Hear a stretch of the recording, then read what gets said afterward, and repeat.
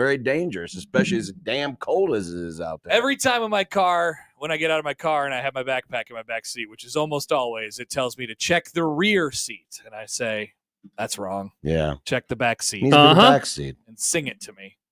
All right. Are we ready? Are we up on the stream? We are now. Okay. We are now. I'm not. I still haven't figured out. First of all, how you guys sing a song? Hi, Hepper. I How was. you guys doing? Who did that song? I just want to get to John. Let's get to sick. Let's dive right into it. I agree. We got plenty of time. I was just curious. I was asking Nick a That's question. a Sesame Street thing, isn't it? I don't care. What was he singing? I didn't even I hear was that. singing, sing a song, sing it. out loud, Yeah. sing out strong, and I can't remember the rest. I don't think know it's that a one. Sesame Street thing. I don't know Yeah. that one. I wasn't a big Sesame guy. Josh Otson comments, this one's on me, fellas. Sorry. Yeah. Yeah. Well, it is. Sorry. Yeah. Doesn't do anything for us Sorry. now. Yeah, we're already on. We're already Sorry. chatting. We're already talking. Now we just So- have a long crossover. We're already I- hanging. I didn't pretty this up because Pretty what I up? didn't know if it was a traditional word of the game or if it was just a Well, bit we were doing. It's a special. It's a very special word You of the game. didn't do the it's like, open? It's like those very special episodes we got on sitcoms in the 80s. He didn't on do a the very open? special episode The of open. Different Strokes, Arnold gets messed with. because I wasn't sure if it was like a normal word of the game or if it was just like It's, a Who bit- cares? it's a super normal word of the game. Whoa. It's a word. It's the word of the game. Yeah, it Of course was. it's it the word of was- the game. It was the word of the game. Somebody messed with audition. It was over a here. conditional word of the game because it had to come with That's right. conditions, but it's still a word of the game. Yeah, but you didn't need to put it in the like, hey, we have a conditional word of the game. No, it's yeah, just it's just the word of the game. We Right. can just put it in there. I mean, you know. Headley writes, hello, my fellow Mooshy men. Hi, Headley. Josh, The thanks for Mooshy remembering the boys. bike shop episode. Sorry, Josh Hodson and I are having a connective moment. Oh, interesting that Out Odson of now room. does something. Interesting, Yeah, Josh. way to finally do Very something. interesting. Didn't check the damn back seat, though. See, there was this episode of Different Stroke. Back in the day, we used to have, they would always say, coming up on a very special episode of That was always Blossom. like when a kid would like drink too much, right? Well, yeah, but Or tried this, weed for but the in first this time? particular special episode, Premarital sex. Gordon Jump, who was the actor who played the Premarital manager sex. on WKRP, Okay. the doofus manager who said, "I thought turkeys could fly." Scott The is same my actor witness. played a friend of Gary Coleman, Little Arnold from Different Strokes, Hey, And- Arnold! and he ran No, a bike not that. shop. Different person. He ran a bike shop, and on this very special episode, the bike shop owner Got hit by a car. No, Oh, he was trying to do inappropriate things. yikes. Yeah. Wow. Yikes. And so Interesting. thus it was a very, Very special special. episode of Different Strokes. Speaking of very special episodes, so there were many comments earlier today when we unveiled our new coworker here at 1620 The Zone. Oh, tiny baby co-host. So how about this, Nick? You are now no longer the child. Yeah, I know. Congratulations! Yeah. This is now the first of many coworkers that you'll have that will be way younger than you, It's and it's weird. going to do a number on you.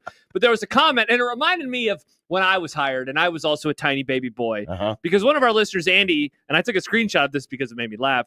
Now we've got a kid who's never seen a woman naked in person. And so let's get Cutler to do a little read of that. He's never seen Yeah. a naked boob incredible. before.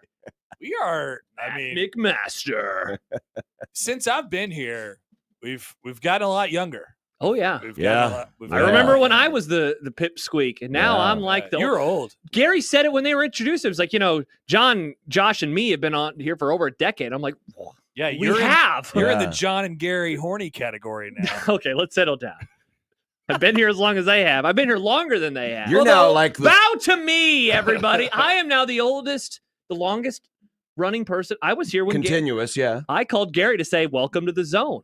I was like Peter today, bringing on Matt. Wow. Yeah, that was me. Wow. Wow, I've been here the longest. This is weird. Yeah, it is. Odd. Very odd.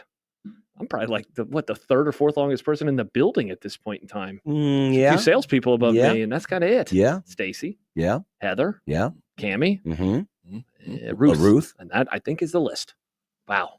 What about Am I forgetting Radar? somebody? And Radar. Good call. I think. probably. I don't. Yeah, Well, I don't. Yeah, I don't have the emails. You're up there. Yeah, You're in, have you're in the emails. top 10. Mhm. You're safely in the playoff, even if you lose the ACC championship game. Nice. yeah, I'm Tennessee right now. I'm just You're sitting Tennessee. back watching You're everything. You're Tennessee just laughing and laughing and going, Tennessee. SMU, you have to be nervous. Tennessee, Ohio State, just chilling. 2 losses. Yep. Nothing to say for yourself. Nope. Staying right there. Just chilling in the back. Okay, are we ready for special word of the game? Not quite. All right, we can keep That's all talking right. about We the can keep playoff. going. What do you think No, about I Tennessee? want to suggest What do you think something. about Tennessee? I want to suggest something. Headley, I remember listening to Josh on 1620 when I saw my first boob. And that at the boob same was time? Josh. Hey-oh! I was the boob. All right, I want to suggest something just totally off topic, right? Well, this is the crossover. So this is the 50th year of SNL, right? Yes. And When is that big long show going to be? Is that February again, like last time? Well, didn't they just do a big long show For the 40th. I remember watching that with Has- somebody that we mentioned off was the that air a the few minutes ago. 40th? Yeah, So that was 10 years ago. 10 years ago. God. It was like a 4-hour episode. We watched the whole thing that night. Yeah, Chevy Chase was back. It was a Eddie Sunday. Murphy was yeah. back. Eddie Oh, Murphy, because that was the first time Eddie he Murphy. was back. That was the. Yeah. Are they going to bring Eddie back for the 50th? Great question. I'm going to look it up. John, what are you All talking right. about, though? Well, here's my thought. Okay. What if during if we need a crossover, but we February got to do a 16th. little preparation. Maybe February a little preparation. 16th, by the way. Wow, What if we did an SNL cast draft? Oh, that's a man. good draft. The 4 of us. I would love it. We're all. That could be really good. How deep Yeah. are we going? How deep The are we whole, going? the Nick whole. would draft no, all I the meant like internet how many guys. players? How many people are we like going to pick? maybe 8 players, a host, so the celebrity host. I think I can do that. Can you? 8 players, My- a celebrity host, and a musical act. Oh, So I you're- could absolutely. My So you're SNL knowledge taking- isn't as good as your Well, guys', you I can- think. you I can- can do that many. You can wiki, I So can do are that you many. taking? You're taking that player, and then it's off the board. Their whole career, right? Or you? No, can't, like, just it's what like- they did on the right, show. Okay, right. Just what they Okay. did on the show. Yes. Not what they did outside the show. I So like you- this. Yeah. I love like it. this too. I love 8 it. is see, it's not so much the history, like the knowledge, John. I haven't watched as much SNL as I think a lot of people. I think of you 3, I think I probably watched the least amount of SNL. I watched it a lot in high school. Yeah, see, I never. I grew up with it. I was I always- literally grew up with it. Not to we be watch like- it I every remember Saturday all night. of it. like when I got into it, I actually got into the older episodes, and so like I rarely watched it while it was actually on. Oh, it's like me and when I was listening to music in high school. I was listening to 90s music. That more was than me. anything that I was would watch coming like the out Will at Yeah. Ferrell stuff. I would watch the Adam Sandler stuff. I can do 8 cast members though, and so maybe mine will just be like this very specific. I watch moment. It could SF be. Live, It could baby. be. Yeah. But if Connor takes your guy off the board or your Then gal I'm off the screwed. board, then yeah. I'll write Who- down some Who names. would be my number 1 pick? Should we I got do my this? number 1 pick. So I looked it up. We can do this whenever. I mean, So it's the not 50th anniversary is February 16th. It is a 3-hour show. I assume that will be a Sunday like it was last time. So that'll be the first It's the week Sunday. after the Super Bowl. It is the week after the Super Bowl. John, I don't know your Creighton schedule, but what if we did it somewhere around then? Maybe we did it that Friday. It's a good idea. I'm looking up John's. Let's see. Okay, Will you so be gone? what was our roster? Did you say? So like 8 cast members, okay. a musical act, Yep. and a host. John, you will be here that So Friday. the celebrity host. So we'll I do got this on- another. I got another roster spot. Weekend update host. Yeah. Oh, Okay, that's there really you go. Okay. All right. I'm in. February 14th, Valentine's Day. John will be here because he'll leave on Saturday. I think this is a great idea. You're going to New York City that weekend, John. Maybe you'll watch St. John's and then you'll And go, go to to the SNL. 50th anniversary We should special. make this a calendar That would be reminder. hilarious. Is this at MSG? This one? You should be. It doesn't say. Live It just from says New York It's City. John Bishop. So I guess they haven't decided. should be, yeah. Oh, nice, Nick. Good It job. should be. That'll be fun. There you go. Live All from right. New York, it's Send out the John calendar invite there. Bishop. Well, Nick's busy. I forget. Is that guy dead or is he Who? alive still? He's dead. They moved him. who says They got a new guy, but they tried to make him sound like the old guy. It's weird. Yeah. He's clearly not the old Wait, guy. what? Who The died? guy who does the live from New York. It's Saturday night. They should get the guy Oh, who Don does the Pardo? College World Yeah, Series he stuff. died. Yeah, he's been dead for a long time. No, He does kind of sound like David Lee, Nick. He does. It's Saturday Night Live, brought to you by Big of the West. No, I thought the person doing the cast introductions Yeah. and stuff. I thought that was Farrell. I Oh, thought no, that was it's, it's the former cast member. It's the former Weekend Update host. What's his name? Colin Quinn. no, That guy does it it now? used to be. He used to He do did it. that. It's don't oh my god, I'm stumbling on his name. Who is it, Josh? No, I don't know. Headley says, would Creighton allow John to call their games if his last name was Satan instead of Bishop? What a question. Topic alert. Welcome. It's John Satan. I guess it's a good thing. It's a good thing my last name's not Satan. Yeah, Thank God. I guess we'll never know. That'd be great. It's like where are we going for Christmas this year? The Satans or the Leppencots? Oh, we're going to the Satans. We're going to the Satans. Nice. All right. SNL. Oh, I'm cast getting a text. draft. Daryl Hammond. Daryl Hammond. It's Daryl Hammond. Brought to you by. Is it? That's what my text says. Really? I'm not sure. Check it out. I mean, it could be right. It could be right. For some reason, I had Which someone is so else funny in my. because I remember Don Pardo always saying Daryl Hammond. I do What too. is Daryl Hammond? It's a Will great name Ferrell. To say. Will Ferrell. Nick, how's it going? I had to wait for Gladys. I was waiting on Gladys. Oh, Gladys. Yeah. It's always about Gladys. It is about Gladys most of the time. it's Happer, about your Gladys. thoughts? I have no thoughts. No thoughts from Why are we always waiting on Gladys? Daryl Women. Hammond. Is it Daryl Hammond who does the voice? I guess I thought it could. somebody It said- certainly could. Yeah, I guess it could be. But I was thinking it was someone else. Bumfardo. Bumfardo. Oh, that'd be a Because great job for Bumfardo. To do the weekend update. Yeah. I voice or know whatever. who my number one host would be. Host? Yes. Host. Yeah, I wonder if ours is the same because we're the same age. 33 is 36. Kind of. Yeah. At a certain point, like I don't think that your host would be this person. ours is different. Okay. Yeah. When you're like 15 and then there's someone who's 12, you're like way different. But when you're 36 and 33, it's the same age. I think I know who you'd go with. Oh, Mm. interesting. We should I- write it down on a piece of paper and And hand it save to it for but let's save it for save the it for 14th. Valentine's No, I'll save Day. it. I'll save it for right now, and then I'm gonna guess what you're gonna say. Okay. Josh. So you're guessing what Josh? I guess I don't SNL have a draft guess pick would on what Happer would say if he thinks that he knows who I am, but he thinks that we're different. My guess is Happer. Yeah. See, I look don't at know. don't look at the screen right now because I'm gonna show the camera, and then Okay. you're gonna say it. Okay. All right, let me. I'm gonna look here. Let's see. Let me do the ISO. Can I get the? Hold on. It's Hold on. not coming in. It's very not coming clear. in. Lower it. Put it down. Lower And then it, I'll say it in lower the voice. You too got of to the get guy. it closer. Oh, okay. I'll say it in the voice That's of the readable. guy. Oh, okay. Yep, got it. I see it. Yep. Okay. Yep. Can I open my eyes? Yep. Justin Timberlake. Wow. Is that who it is? Bring it on No, down. to that's not what I Homelessville. guessed for you, Oh. but that would have been my That guess. was my guess for Yeah, you. Yeah, that was Who my did you pick. guess for me? Christopher Walken. I thought you'd like Walken. Oh no, I was a JT guy. That episode where him and Sandberg did like where they On a like boat? came to America On a but boat. yeah, it was like in the early 1900s. Yeah, That yeah, was hysterical. Yep. He did one. It was after all that stuff, but he hosted, and it was one of the funniest episodes that I can. The most remember. famous thing that he's ever done was Bleep in a box. Bleep in a box. Bleep in a box. I like the Uh-huh. Homelessville ones. Bring it on down to Homelessville. Yeah, that was good. Wasn't It was originally wasn't, Tacoville, right? Or, Yeah, it was always somethingville. Yeah. wasn't Meadow Soprano in a guest? Wasn't she the checkout girl She- in that video? In the Bleep Yes. in my pants Yes. video, oh, she the was. bleep in my yes. pants. Oh, Yeah. I remember Classic. watching that, thinking, Lonely Island peak Meadow. right there. Yeah. Not only do I have my favorite, I have my favorite episode ever of Yeah. when I was watching. Yeah. I love that episode. It yeah, was so that was a good. great episode. What if we drafted sketches, recurring sketches? Oh, see now this. Ooh. You said the name of a guy who's probably in my favorite sketch, and that's like, Walking. Should we Yeah. say what our favorite? Cowbell. Cowbell. Oh. But that wasn't a recurring sketch. Mine is the Oh, a Californians. recurring. A recurring. sketch. All right, I sketch. got a recurring sketch. See, now I almost feel like we need to have categories for sketches where it's like, maybe it is just a straight up draft. Oh wait, we were doing just cast members, Yeah, right? we're just doing cast members. Because here's I think we've talked about this before, but one of my favorite random SNL sketches is when it is Alice in Wonderland, but it's a guy who escaped an insane asylum. And it's Steve Buscemi, Yeah. and he talks about building race cars out of poop. It is, oh my gosh, it is so funny.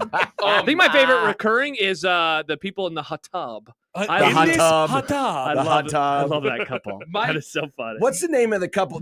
Because Rachel Dratch just can't Rachel keep it Dratch together. and Will then- Ferrell yeah. also. No, Jimmy no, Fallon shows It up was- in one of yeah. them. It was Will Drew Barry- Ferrell and Oh, who did the high school? that was the funny singers, too. Oh, the- it was Molly Shannon. Molly Shannon. That was That's really right. funny too.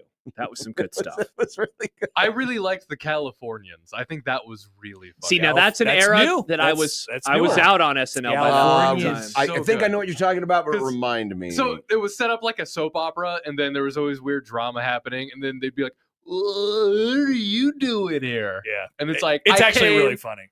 on the PCH. Then I took the 405 and jumped Yeah, on. yeah, Santa yeah, Monica that's the Pier. one, So yeah. it's basically it's centered around that, but the funniest part of it is Fred Armisen and Bill Hader not being able to keep it together the Uh-huh. entire time. They would just try to one up each other every Yeah. single time. Hot Danger said the Californians was awful. Yeah. Mm. I like I mean, the it's Californians. so generational, Bill man. Hader's so freaking funny. Stefan was one of my favorite. See, that was bits, another too. one. I I didn't know love who Stefan. Stefan was, and Oh that was my Bill God. Hader character, right? Yeah. Yep. See, I wasn't watching That this. was on until Seth that Meyers' point. Weekend Update was great. Okay, I so did like there's Seth your Meyers. draft pick of Weekend Update host. Uh-huh. That would Yeah. not be mine. Nope, not mine either. I think we're all. Yeah. we're See, all that's the probably thing. in We're all agreement going to around come that. at it from Yeah. very It's Norm, different eras. See, yeah, John would probably pick Chevy, right? Are you a Chevy No. chaser? Are you a Norm guy? Norm. Yeah, Norm was The one that I grew up though, Norm with- was the the one that I goat. grew up with was Colin Quinn. Oh, I yeah. didn't think he was very. The one good, I grew though. up with was all of them. Yeah, that's true. Yeah. Wow. Who was after Chevy? Oh, it went through a lot of different. I mean, Dan Aykroyd, but I mean, Was that guy? 'Cause who there's was a- on The there's a Simpsons who series got on murdered YouTube. there at one point. there's a series on YouTube What where was they're his name? doing entire season reviews, Mm-hmm. and it's amazing how many different people they went through before they really got back into a mode where, you know, Dennis Miller did it for a long time, and Dennis Miller. and Miller. and then Jimmy and Tina. and Jimmy and Jimmy and Tina, and then They were funny. They were good. yeah, so that was good. I'll say It was through his pencil at the end. as much as Yep. we rag on the current day, Michael and They're good. and Colin are very Michael good. and Colin That's are the one good fantastic. thing I will watch. Yeah. Yeah. If I watch anything off that show, it'll be that. See, and why I pick Seth Meyers is because it's really hard for Weekend Update just to do that solo, but I think Seth Meyers handled that really well.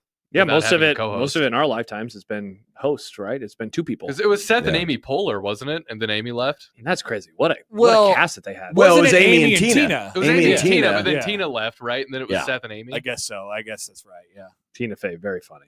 Very funny. Nick? Yeah, we're good, by the way. Are we finally there? Yes. We've killed enough time. We've All penalty right, should killed. we give people the context from yesterday?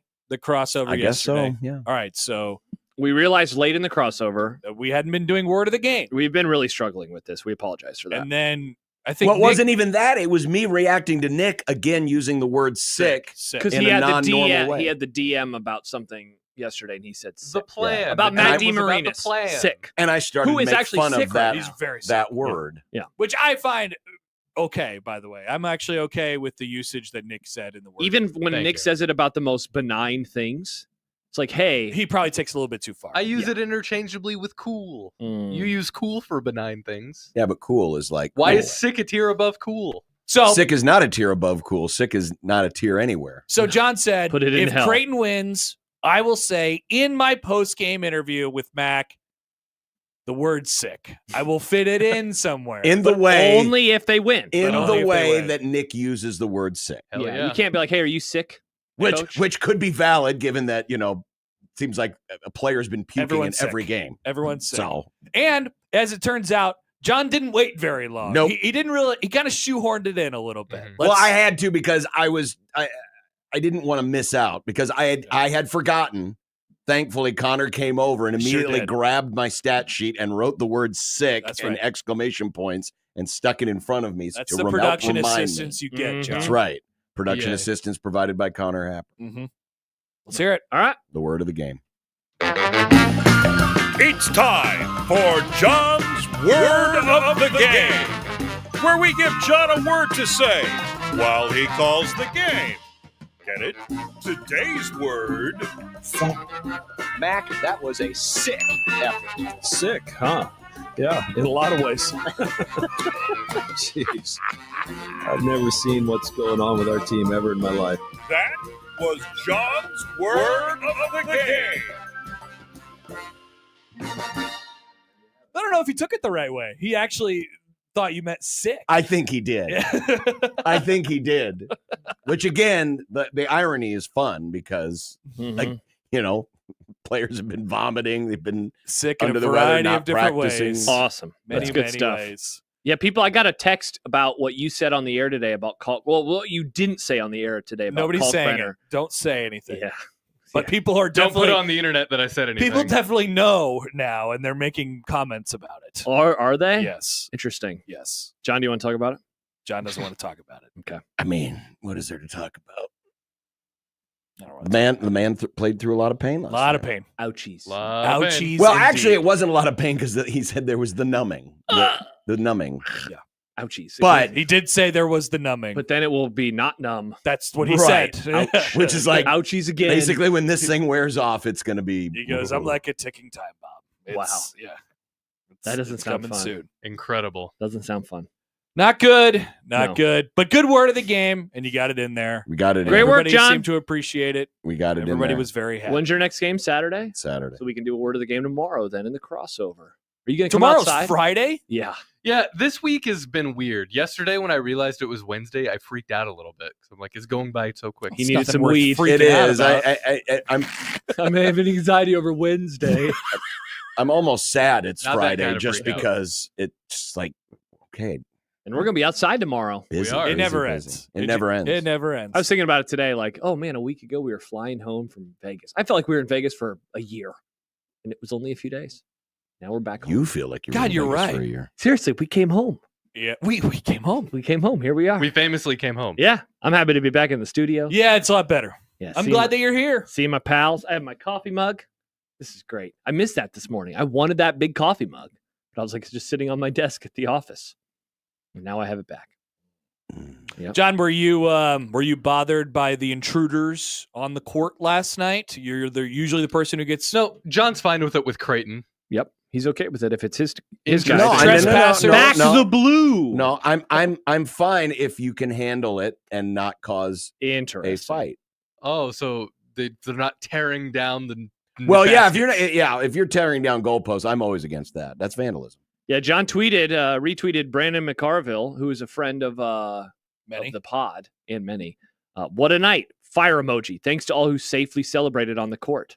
Cannot believe this from John. Well, yeah, Celebrate because safely. they had it in such a way where they got those security people out, they got the ropes out, they were able to get Kansas out. They took Kansas out through Creighton's tunnel to get to their locker room, get them out of the way of the. Careful, Josh. What are you? Careful. I didn't say anything. Also, I want to be I maybe because I know the guy is pressing the fire button. Derek's on the fire. He really hit the fire. You Last did night. hit the fire. I want to hit the fire next game. If there's a chance, Where is the fire control? the fire is controlled by Derek at the table. At our table? He's sitting like right next to Rob. Yeah, Really? Yeah. The fire guy. You would think they would put the fire guy somewhere else. there's a fire button. He has the fire button. Interesting that they would. I would think it would come from like a non-official place, Like on a the floor. pyro guy, like an outsourced pyro guy. or from the guys upstairs in the TV, in the TV booth, or the control room, or Yeah. just somewhere that's away from like the official. Because imagine if there's an accidental triggering of the fire during an inane 4-minute long replay maybe, review. Or maybe somebody comes over and they fly over the table and they land on the fire button. Oh God! Oh wow. That's possible. How about It this from could be. Odson? Would love to see a Jay's Live where Connor takes us behind the scenes on how the fire works. That's a great idea. I'll take it up with the executive producer. And then Mhm. Connor can stand outside and go, "I have made fire." You can use your gizmo and flog it. That's true, but I'd be on the air. So that'd be Icon stupid. writes, the best John quote from last night was when he yelled, "There are too many people in this country." That's true. Strange. Out I of don't remember context. that. I don't remember that. But It You was- said it there may is have too many happened. people in this country who think Ryan Kalkbrenner's soft. But if you or just something. stop Oh, it after oh, the first oh, part, it's sure. funnier. Yeah. There are too many people in this country. Well, why do you think he won? They're trying to get people out now. Mm. What a game. It was fun. And It they was led fun. the whole time. I mean, They the did. They second led half all got of- a bit squirrely, but when it got down to 1 point, I mean, and Yeah, then it got they extended squirrely it for right 2 back minutes, out. and Yeah. then it extended out, and then it never got closer than probably 7 after crazy. Absolutely crazy. that. In a lot of weird What a night. ways. And I only say this for the people who have been constantly reminding me in the stream that something very weird happened a couple of Fridays ago. Nebraska beat Creighton. That's It was right. weird. It was very reminiscent of the Nebraska game where it never got like an enormous lead, but it was just always that 10-ish point lead the whole game. It's amazing. So the last two games, the Nebraska game was basically a carbon copy of the Nebraska game 2 years ago. Mhm. This game was basically a carbon copy of the UConn game from last year. Yeah. It Yeah. was like this. It was just the same thing. Yeah. Joey sent me a few highlights from last night. Oh, they're from pretty things good. John said, if you would like to hear them. Oh, I heard them on the Happer Show. We earlier went through them today. a couple times, Yeah. but I'd love to They're hear very. them. One of them is the one where he says there are too many people in this country. Yeah. Not the ones that I was sent. No, it's in there. Is it? Yeah, it's the one about Kalkbrenner and him being soft. Yeah, play that one. He didn't send me that one. He only sent me the select few. He sent you director's cuts. I guess he sent him the director's cuts. All right, play a couple. A minute 20 to go. Mac signaling to the student section. No, they're not overrated. That's such a dumb chant. You almost said a curse word. You there. did. you not? No, I was It sounded like it. I think I was trying to come up with and I don't think it was proper. It's not a self-own. Self-goal. Yeah, because what you're doing It's is own taking goal. credit away from yourself. Yes. I've always thought the overrated chant was also stupid. Yeah, it's very stupid. It's an own goal is what it is. Yeah, You're like, what okay, do you, that's a better. Yeah, what are you doing? I was thinking of It's like, saying no, they're self-owned, rated but yeah, you're perfectly. right. They Yeah. are the number one Yes, team in the country. you want We just them to beat be them. number That should be one the so new that chant. you- when you beat Perfect them. rating. Clap, clap. Now clap, that clap, would have been funny. perfect rating. Clap, clap, clap, clap, clap. I'm sure the Duke student section, which is like the goat of student sections, They've been goated. Yes. what they chant. Yes. It's perfectly rated. Perfectly rated. Mm-hmm. Here's another John cut. Pop! Isaacs! Welcome to the Big East! Classic. Wow. Nice. Got to welcome them. Welcome to the Big Always East. got to welcome You're not them. there until you're welcomed there. Mm-hmm. Now he's there. And then finally, Take that, little guy! Shane walking by. No, I was tipping one of the waiters. that's probably my favorite one. Take that, little guy! Yeah, it's pretty good. Oh, Pretty yeah. good. Oh, yeah. Mm-hmm. Take that, little guy. There you go. Mm-hmm. Is that little guy on Kansas? Is that where you're talking to? Well, that was when because earlier, trying to remember what happened on the defensive end. I think it was something where Isaacs probably should have drawn a foul, didn't get it, and then there came was a back the lot of other those. way and went right at The little guy. yeah. Number 8. Yes. Yeah. I don't remember his name. They kept just having him chase him around. Go chase him. Yeah. It didn't really work. Yeah. And so he drew the foul. Mhm. So there you go. The other thing that I love now, as maybe some have noticed, but we have a large influx of pictures of John Bishop now at his new dude. broadcast I location. guess. Yeah. So this is good news for Did- every.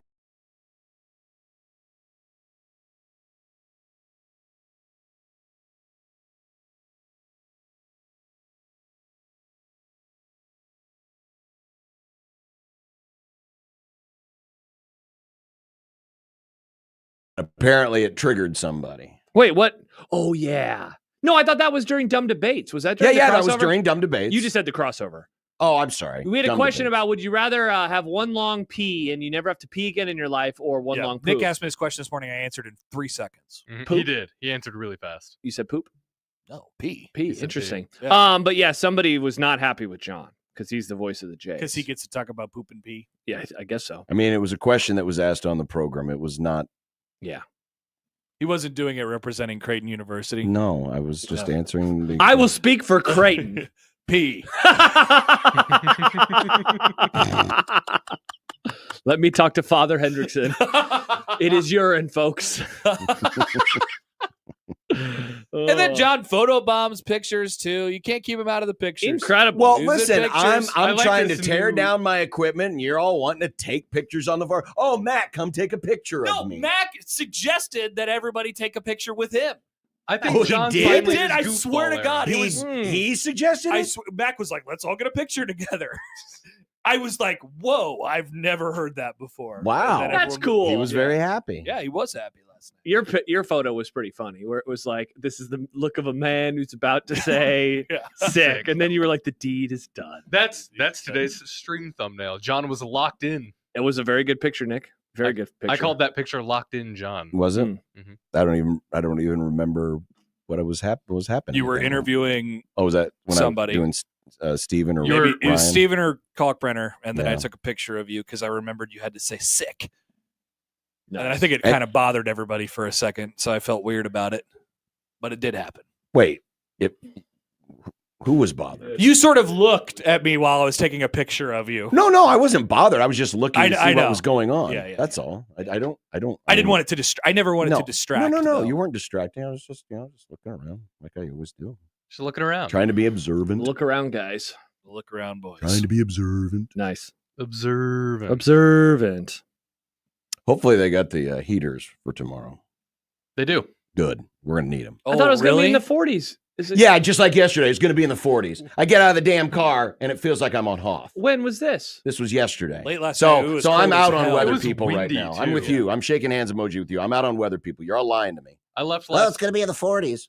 I Got left- out of the car yesterday to go into the arena and I'm like, God dang, it's cold. Yeah, it was seriously It's cold. bad. It is chilly. I left here last night around 8, and I Mushy. felt like I almost got blown away. So let's see. And 2 that's- o'clock 42, 3 o'clock 43, 4 o'clock 41, No 5 way. o'clock Lies, 38, because the No wind's way. going to be 6 o'clock blowing it. 36. Only 5 miles an It's hour. gonna feel like 26. Yeah, 5 miles an hour. Allegedly, it'll I'm be. bringing a blankie tomorrow. Allegedly, we're going to be covered on all 3 of the 4 sides instead of just 2 of them. No, you like we guys were are last hoes. But night. it'll I'm be bringing the- a blanket. But it'll be the one side where the wind says, "Hi, I'm wind."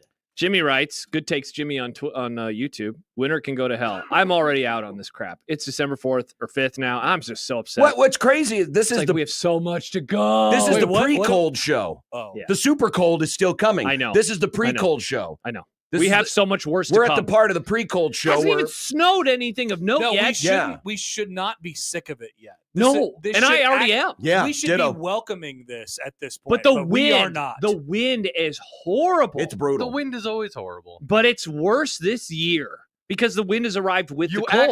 actually want snow because the snow makes it a little less cold. cool. It insulates. Yeah, I don't if care you about want the snow. Not It's when the the wind wind is now. blowing It's over the the top wind. of the snow. It's not so much the Then snow. it's the colder. wind. It wouldn't be so bad if it weren't for the wind. Yeah, I'm ready for the wind can go to hell. This winter already sucks. Yeah. I wore my big yellow coat this morning. You're calling the wind Mr. Satan. Yes. Mr. Satan. Mr. Satan, indeed. Mr. Hercule. S. I'm out on it. I'm out on it. Ditto. Bad. Ditto. Well, I don't know. I don't. Do we have any more ground to cover? Chance sends us a picture of John and Nick Baugh getting stuff spilled all over them at the NCAA tournament a couple Oh, years yeah. I ago. remember Yeah, Photo. that was a legendary Hey, one. Speaking of that guy, Nick Baugh joins us in a little bit. That's right. Oh, Nick. And he Nick, didn't get anything spilled on you it. guys got to ask Nick about his very interesting job last night. I thought curious he was about it. actually going to be with I thought it was going to be a 3-man booth. Me but too. So I talked to him before So the game. he was kind of like a super sideline it reporter. was a half sideline, half analyst. Like Was he Paul McGuire in the boom truck, just following the action? he was just Remember kind that? of roaming around. Yes. It was very interesting. And as far as I know, I had never really seen anything like that before. It maybe if you're watching and you don't watch that much, you wouldn't know. But it just seems like a sideline reporter. That's what he kind of was. But he was kind It of was a super sideline. yeah. reporter. He was just talking more. I mean, obviously providing more context during the game. That would have been funny. Now, it wouldn't have been because it would have given us less space. But if they would have built him the Paul McGuire boom truck Yes. and just had him follow it, That would have been the great. thing's constantly going back. The Booger Mobile? Maybe Yeah, he the could have Boogermobile. he could have ridden the bunny cam that they do at the Yes, at The Big Madison East Square tournament. Garden. Oh, I hate that thing. John wants to kick it. I do. I want to kick that thing so It bad. gives you such cool angles, though. No, it doesn't. not. It I is like it the on TV. dumbest innovation I'm like, in look at television. that. That's pretty It's- fun. The next I dumbest think it's innovation to ESPN jerking the camera up to follow Oh, every home fly runs. ball and making every pop-up look like a home And they run. zoom out 1 million yards. Yeah. Yeah. And it's that- called- Up Oh, at the hey, I second can't baseman. see the outfielder and the fact that he's just sitting there picking his nose because the ball's not even close to him. By the way, multiple people want me to proclaim something about the weather and the snow. Oh, wait. I will be It's doing so no early. Yeah, exactly. The snow is here, folks. The Mount snow Happer is here. hasn't even begun. Oh man. Yeah, again, we're in the pre-cold show. Yeah, I'm The already super tired. cold is still coming. Yeah, Once- this is the so- pre. Once we get that first tired. big snow, then we can start to map some things out. We could Man. Like the end of Mount Happer. make a prediction on Mount Happer. It is wild how nice it's going to be this weekend, though. It's going to be in the 50s. Going to open up Lies. the It's windows. all Are we lies. back? Yeah, it's going to be almost 60 on Saturday. 59 degrees. It's all That's lies. pretty good. I'm wearing shorts when I take the dog outside. you're Are we in first winter right now, and then we're gonna get second fall, or Yeah. is this third fall? Definitely. I don't know. Hey, by the way, speaking of Chance, Oh no! Oh, no. Yeah. did Oh. just wonder if he's watching MLB Network. Yeah, what is this? If he is, he's got a tear in his eye. Oh, yep. Well, Okay. read what Yeah. it's about. Read what it's about. Yeah. Oh, did they talk about Byung-Young Kim? Probably. Oh, not yet. No, I haven't not gotten yet. to that. All till right. after. MLB Network presents Remembering the Game of New York, commemorating the 20-year anniversary of September 11, 2001. 6 former Major League players, Mark DeRosa, John Franco, Steve Carsey, Yeah. Al Leiter, Davey Martinez, and Jason Marquis. Marquis or Marquis? Jason Marquis. Marquis discussed participating in the memorable September 21st, 2001 game. This is about the Mets, I assume, right? When they hit the Mets home, when and yeah, Piazza yeah, hit the yeah. Piazza Mets hit the played the home Braves, run. yeah. That was Yep. pretty cool. That was an emotional moment. Jason Marquis. They just keep showing They ju- B-roll. Yeah. This is chance This porn. is yeah, Like if you put your camera up here, Nick, it'd be like Chance well, said turn the camera. They did that. Oh my gosh! Oh no! Stop disseminating 9/11. Stop this. Nick, that could be the podcast title. Stop disseminating 9/11. Wow. Odson, perfect timing. Wow. it's been doing that the whole It time. has. It has. It Every time I look has. up, It has. I go back to 7th grade all over again and sitting there They're watching still that. doing it. They're doing it right now. How many of That's you? all I did. We sat around and watched it, the whole class. How many of you are Wow. deeply, deeply scared of what Chance's YouTube algorithm is? Yeah, do we think Chance is or isn't a loose change guy? You think he watches? I'm gonna guess no. He isn't. I know Chance. He is not. Yeah, but he's watched it. As ever a watched Loose joke, Change? As a bit. I I've watched never Loose I've Change. never seen It was in 10th grade, I think. You ever seen Loose Change before, John? I had never heard of it. Movie Club. Never heard of it. By the way, we got to figure out who's doing Movie Club because next week you're gone, so I might have to skip a turn to me. He'll be in Alabama. He'll be at Alabama. Alabama John. Alabama. Yeah, but you'll be back the next week. So you I've can- only been through Alabama. I've not actually stopped. I have never. Maybe I've been through it, but I've never been there. I might Be have careful driven- down there, Do John. you drive through Alabama to get to Florida? Yeah. Okay, You so I've can. been through Um, Alabama yeah. before. I've been to 9th grade, 10th Alabama. grade. I don't remember which city I was in, but a relative took me and my cousin to like this theme, not like a theme park, but it was like a Dave and Buster's ish kind of thing. They had this big outdoor go-kart track and then a bunch of arcade games and stuff inside. Is That was the fun. Dave and Buster's in Alabama called Cletus's and Clampets? Yes, actually. There you go. Okay. So yeah, let's love figure out Cletus movie and club. Clampets. I got to figure out a movie to pick. Yeah, I guess so. Mm-hmm. All right. Bye, Happer. Goodbye. All right. Good to see you. That is the crossover powered by Ever Level Concrete Repair in Omaha at everlevelconcrete.com. Nice. It was a good night for the voice of the Ever Level Concrete radio ads. He had a great time. He did have a great time. Taking And his pictures of team people. played the best defense against Kansas. Great. They stopped. I still have not They stopped I the still cracks. have not critiqued that in front of him. It might be a good thing to bring up at some point. Last night would have been good because he would have been in a good mood. It's a slam dunk. They did win. I am not reading this at all. He had a pretty good joke last night before he joined your show. Oh, he did? Which I will tell you when Off we the get air? off the Awesome. air. Let's Yes. go off the air then. Let's go off the air, 1620 the zone.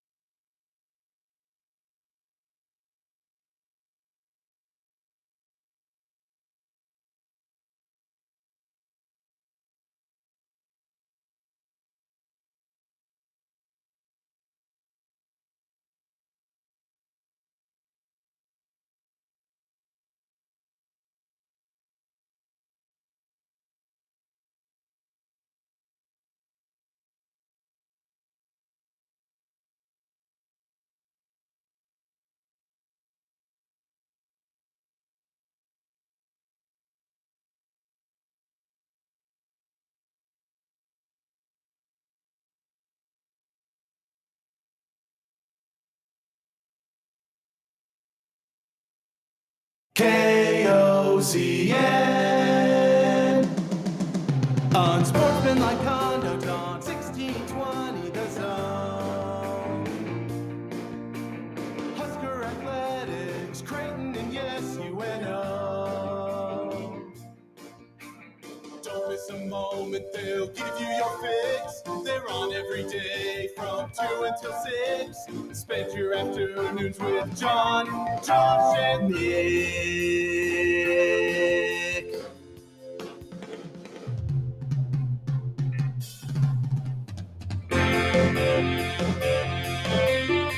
John, Josh, and Nick.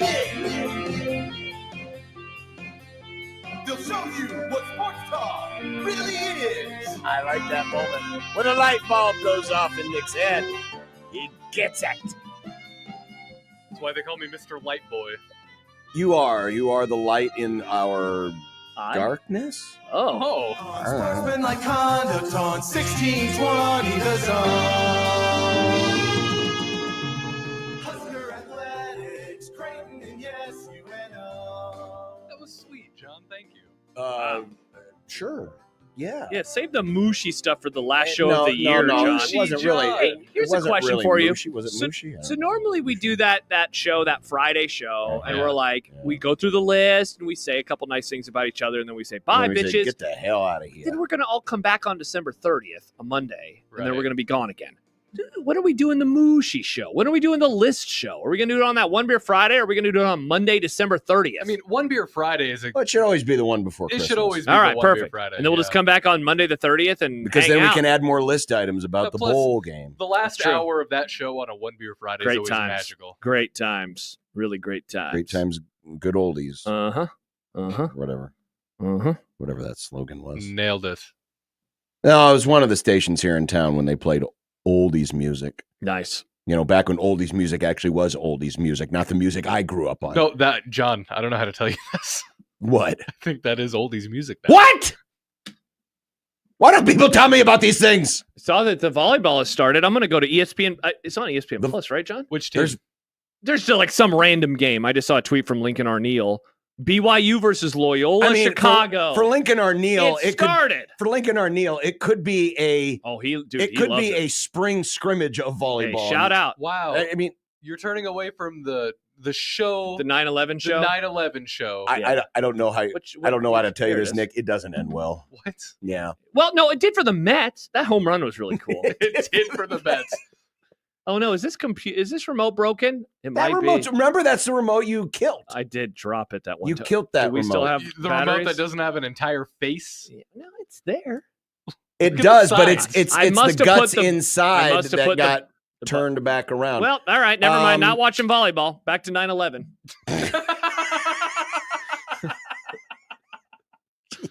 That's what we're doing. Chance, no, press the go back button. I used to Let have. me see if there's anything on NFL. What is that Oh, the Roku remote. Thank you. All right, I I'll was trying to switch- remember what All the right, hell. We'll go back away again. There it is. Hang on. All right, here, I'll flip it back. Oh, I'd love to damn watch it. a little volleyball today. I mean, live sports is great. Live sports rocks. We always enjoy the live rocks sports. my socks off. Rocks my socks Always off. enjoy the live sports. Mm-hmm. All right, we'll see if Roku will actually boot up here. Yep. You notice when you haven't used an app that you've downloaded for a long time, and then you get there and it's like, re-download it. yeah, you gotta have good. Why don't we use crappy extra TV? Oh, great point. Yeah, John, We let's forgot just- about the Yeah, crappy let's just extra do that Oh, TV. okay, well, hang Where's the on. remote at? Do you have it? That's right there. All right. Yeah, that TV I think is actually logged in on ESPN Plus already. So I think that yeah, well, don't have a remote for it. I can't wait. amongst yourselves. Yeah. I just gotta get the. Hey, we got a little football. Is this the? I just gotta plug the thing. Hey, Colts Patriots. Oh, cool. good lord! I'm Why ex- did they replay that? I know. Replay the Rams Saints game. Why didn't they replay the Lions? The Lions Packers game from earlier in the year. Oh, we got a little Premier Well, League. But that one was not AFC good. Bournemouth seek a second win in a row with Tottenham. There you go. Little soccer Are you action Bo for or us. Tot? Nice. Just to think, in a few months, we'll have ESPN Plus on There you college baseball on that TV. Oh, would you? college baseball on that TV. Man, this is such a bummer. I could put college baseball on that monitor. John, did you know Well, that? why would you do that? You've got to record on that monitor. Did you know that Nick is taking over Wooden Bats? Did we talk about this? Yeah, I gotta think of a new name. You have for to it. ask him. He asked me in Vegas, "Could I do it, please? Please." Tears in my eyes. I'm like, let me do Big it. strong men, tears in his eyes. You don't even care about it. Chance Wright, the Lions mentioned. Let's go. What a game we have tonight. Is that on the Grum Down, John? Brought to you by the Rooferys at John Higgins Weather Guard. Let's take a look. Lions 9/11. It's been a good hour for Chance. It has. It's mentioned there. It is mentioned. Mhm. God, Fire TV sucks. It sucks. That TV's garbage. Rock Chalk, rocked by Blue Jays last night. Nick Baugh's going to join us In the coming up. stream. In the stream. Live. nice. Live. Live. Live. Yes, live. Live. We're always Just like live. all of our guests Every are guest. live. Never had a recorded guest. All right, in you our figure out how to work that damn thing. I have no idea how to find the stupid apps or anything else. Damn it. Hi, Well, Clarissa Thompson, The apps are all there. telling us about tonight's Thursday night game. I'll find it, John. Can Nebraska realistically expect improvement on D? That means defense. Will they right? stiffen up on D? Yes. Question for us all. Yes. Robin Washut of HuskerOnline.com. Oh, nice. Good get, Nick. Thank you. I worked hard. Mm-hmm. Todd Furman will be along with the Bet the Board podcast, Let's the go. conference championship games, which start tomorrow. Sadly, not tonight or last night. Well, but we need to all focus on the Lions and the Packers. Why wasn't Maction on Wednesday? Why would you want Maction on Wednesday? Could have watched it last night. Could have been second TV alongside the Creighton Well, Kansas game. some of us weren't watching a second TV. Yeah, I know you were actually- calling it. You were we like, actually "Rah!" watching the game. Some of us were watching TV in real life. Travis What writes, John here was comes the fake AF pre-recorded interview coming up. First of all, you said coming basically twice there, Travis. Second of all, it's going to be live. just Live. like all of our interviews are live on the Why would you 42 think it's not Degrees The live? Source hotline. Mhm. Even when it's not the 42 Degrees The Source hotline, it's the 42 Degrees The Source hotline. We're not laughing at 42 degrees. We're laughing at Chance No, again. because- Chance said something else. Yep. Oh, cool. By the way, 42 Degrees The Source by your mom's house. 402-951-1620 is that number, which you can also use as a text machine. Nice. I opened up the ESPN app and then it just exploded, and now I'm back on the main page. It exploded. Can you believe John Schreiner used to call basketball games in COVID on this piece of junk?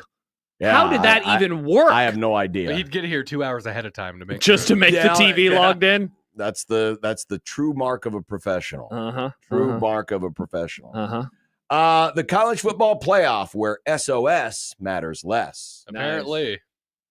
Trying again. So they say. I didn't have anything for the seventh one. Well, I can read this one. Shigori says the audio is always so bad on the pre-recorded. First of all, Nick Ball will be live. Second of all, it's the same audio. it's Nothing the same is ever audio different. because it's live. Yes, exactly. Sometimes the interviews are done with my home microphone live here. You and then know, other I times- hate it when people try to break kayfabe. Yeah. You know, it's wrong. That's what the wrong, downfall of people. many businesses happened when people tried to break the kayfabe. Stop trying to break the kayfabe. Mm-hmm. Okay. Mm-hmm. And can the Lions separate from the pack tonight? Nice. Get it? It's like a dual meaning. Nice. I get it. A double 'Cause entendre. Well, but it's not sexual in nature. Does a double entendre have to be sexual? I thought it did, didn't it? Bold question. I don't know. Look it up.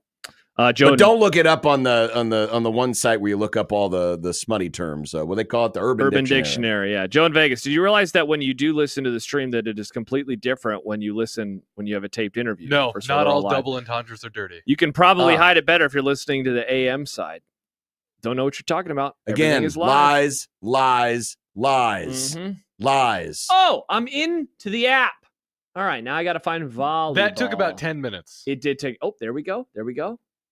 Now Well, there's basketball on I too. guess we could watch that. I just figured we want to watch tournament Basketball? volleyball. What other weird niche sports are there? We should do just weird niche sports. Mm. When's Well, there Ocho was that come? one sport that Jack Mitchell got into that was like a cross between kill the guy with the ball and something else. It was Want to pretty watch funny. UConn, John? You UConn boy? Oh, When's Ocho Day? why not? When does that happen? That's probably in the summer when we're all sad that Wait. there's no football on. I think UConn didn't make the tournament. Only two Big East teams made I it. clicked it and it said UConn.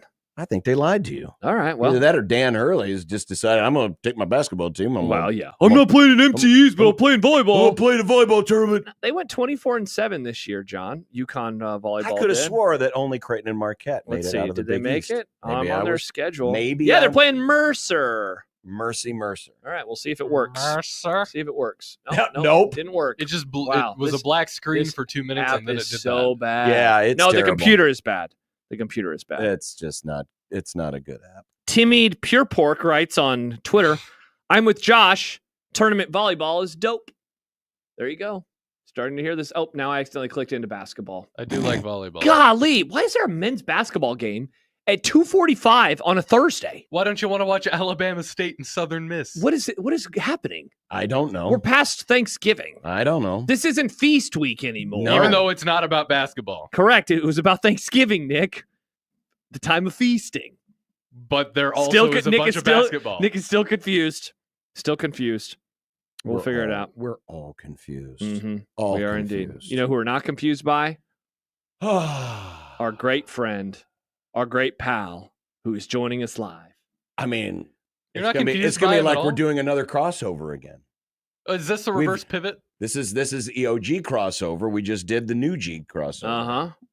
And I have no idea what we're going to talk about because it is live and we have not talked to him yet. That's right. I can't wait to find out what we're talking It is about. completely Probably and the game last night. totally. honestly. Well, of course we are. Probably the game. Like, hey, were you at the game? What That's what I'll ask him. Were you there? my question is this: Seems like a pretty cool is atmosphere. he going to be like Two-Face and flip the coin to decide which he is? Because People he forget. is of Kansas and of Creighton. They showed it on the broadcast last night. Wouldn't that be He funny? had if the he just, shorts back when if he he ju- played. just started to get into a conversation with Some himself people can wear those shorts. as his Kansas side fighting with his Creighton side? That'd be Oh, kinda interesting. Yeah, devil on the shoulder, angel on the shoulder. Or Exactly. like Anakin when he's deciding between the Jedi and the genocide. I got it. Look at that. UConn and Mercer, baby. We're watching live. Ooh. Why is What it is so NIVC, dark in John? there? Well, it's dark in there to avoid the fact that there's nobody in the building. What is NIVC? Wait, this is the NIT of volleyball. Okay, we're cheering in the This channel. This is the Hey. NIT of volleyball. This is not the NCAA. Hey, I know we got to talk to Nick because he is about to join us live in the stream and we don't want to keep him waiting. Have you seen this story I just had sent to me from 24/7 Sports? Bill Belichick is interviewed for the North Carolina Tar Heels job. What the hell? Bill, Hey, how let's down re- bad are you, bro? let's- Jeez. Bill, two things. One, let's replace an old guy with another old guy. Second, you can't beat Don Shula's record coaching at North Carolina. What in the hell? That is What in the hell? It's so Dang. weird. dang. Okay, I hope he does that. That would be legitimately You're funny. right. That is down bad sicko behavior. Yeah, I had started talking myself into him as the Cowboys coach, but I guess he's going to be the North Carolina Tar Heels coach. Well, he's just using North Carolina as a leverage for to Jarrah. Mr. Glory Hole. Because you know Jarrett will be like, I'm gonna pay you $15 million a year. Oh wait, I saw you're gonna be coach Tar Heels. I'm gonna double it, $30 million a year. Good Lord. North Carolina? That is so That's- weird. Boy. All right, cool. All right, Nick Baugh joins us next on 1620 The Zone.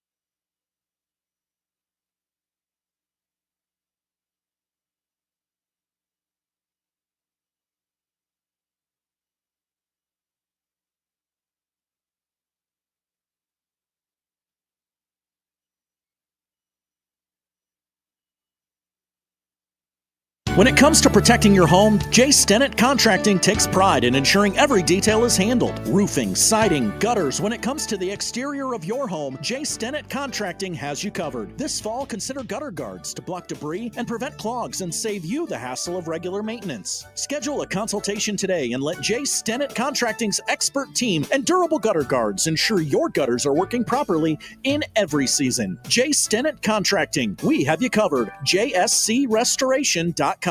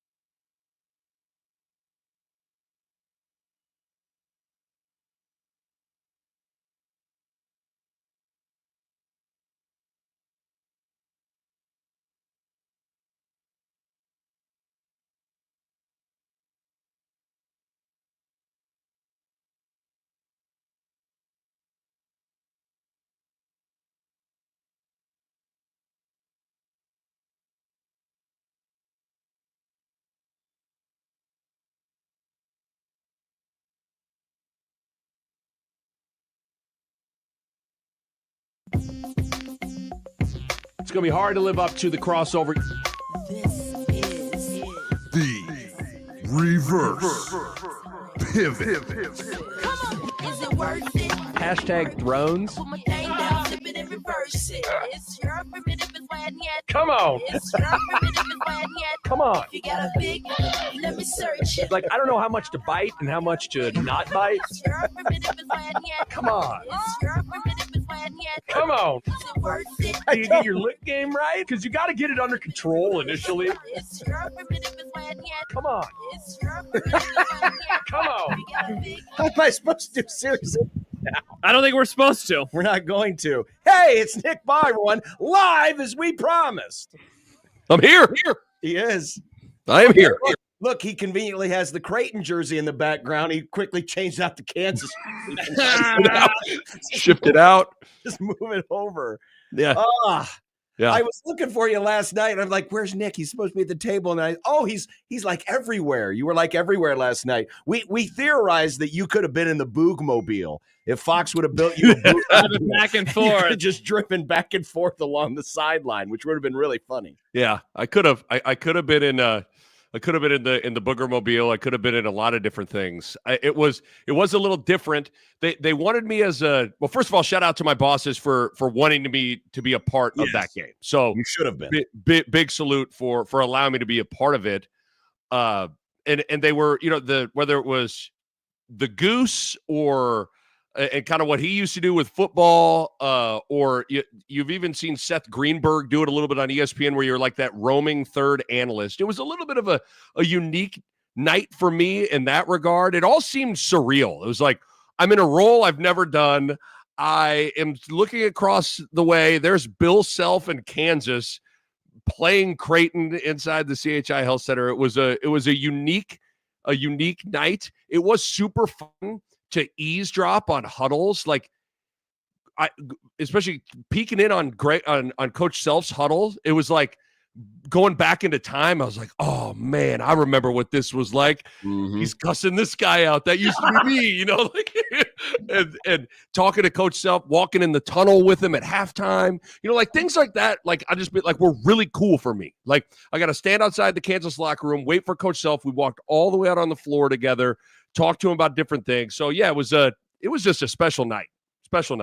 Nick, you said it on the pod earlier today that you've essentially been at like every major game since 2005. You've only missed a few of them, that this was the best atmosphere that you have ever seen. I wonder how much of that for you was the fact that you got to wander around and take it in without the cans on your ears the entire time. Great point. That's something I thought about after I recorded the pod. I was like, I wonder if my perspective was a little different because I wasn't with the full headset on the whole time. And obviously, I know this sounds weird, but it's a lot louder when you don't have your headset on. It's way louder. But okay, so I'll ask you, John, the two games that I was not in the building for that seemed that would rise to like best atmosphere ever. Obviously, UConn last year, and then the 2020 Seton Hall game that clinched a share of the Big East regular season title. You set me straight. I felt like last night was the best environment I've seen. Where would you rank it? Am I tripping? Now, here again is where there's some inconsistency. I'm now sitting next to the bench versus where we've been traditionally, which was next to where TV is. And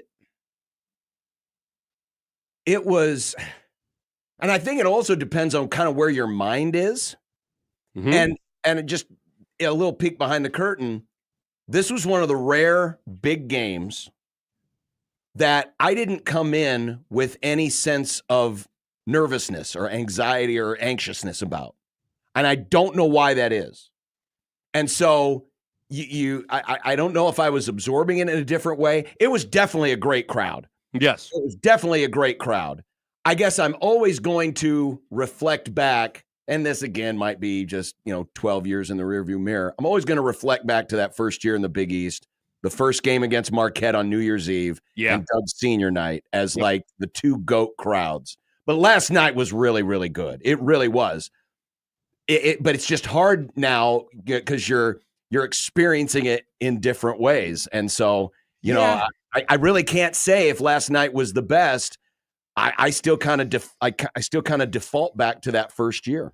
You're bringing up an interesting point on like, and you could even expand this to Nebraska football crowds and moments where yes, a lot of it comes back to where are you at with the current team? What are you expecting?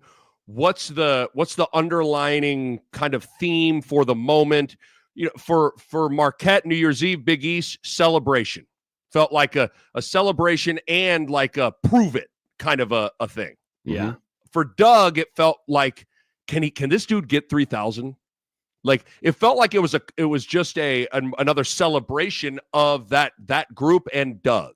And it was his goodbye. It was good, yeah, and his farewell. So a little bit different of a feel. Seton Hall, you're going for a Big East title, and that team was rolling. Yes. Like I was as confident in that group as any Creighton team I've ever covered.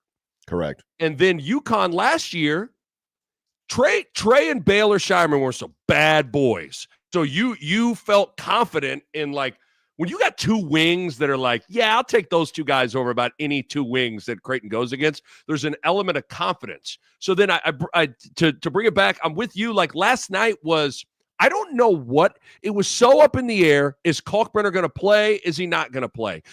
I'm not exaggerating. I was going over to Ben McNair before the game, like, you going to go? Because Studio was hounding me. They're like, can you get any confirmation if Kalkbrenner is going to play? And this isn't an exaggeration or like they were, it was all the way up till the last kind of 10, 15 minutes before the game before they decided, like he decided, yes, I'm going to play. Yep. So that also, because obviously if Kalkbrenner can't play, you're kind of going, I don't know what's going to happen here tonight. So maybe on some level, all those different variables impacted how I kind of absorbed the game. But the other thing that helped, you know what also helps a crowd? Make off to a good start. Like that was one of the issues with the Nebraska crowd the last 2 times Nebraska's been in Omaha. They've been ice cold, and they've gotten kind of blitz from the jump. They didn't make shots. Last night, it was like from the first possession of the game, if I'm not mistaken, Creighton led the whole game, right, John? All but 15 seconds. So there you go. So and no ties. Yes. So I think there was a little bit of that as well. And then there's always something different. You know, when you have the defending national champs in town like last year, that's gonna bring about some stuff. But like when you have one of the greatest coaches to ever coach in college, a legend on the sidelines, like when he walks out onto the court, you're like, that's mother effing Bill Self. You know, like that's one of the faces of the sport of the last 2 decades. So that's gonna raise your level of engagement too. Yeah, I noticed early on the students were really into it. They were booing Kansas every time they came out onto the floor, but that's kind of typical when you get in those moments. But there is that level of respect. And not that Dan Hurley isn't a great coach, obviously, but he's also, because of his behavior and his antics, it draws more venom out of an audience.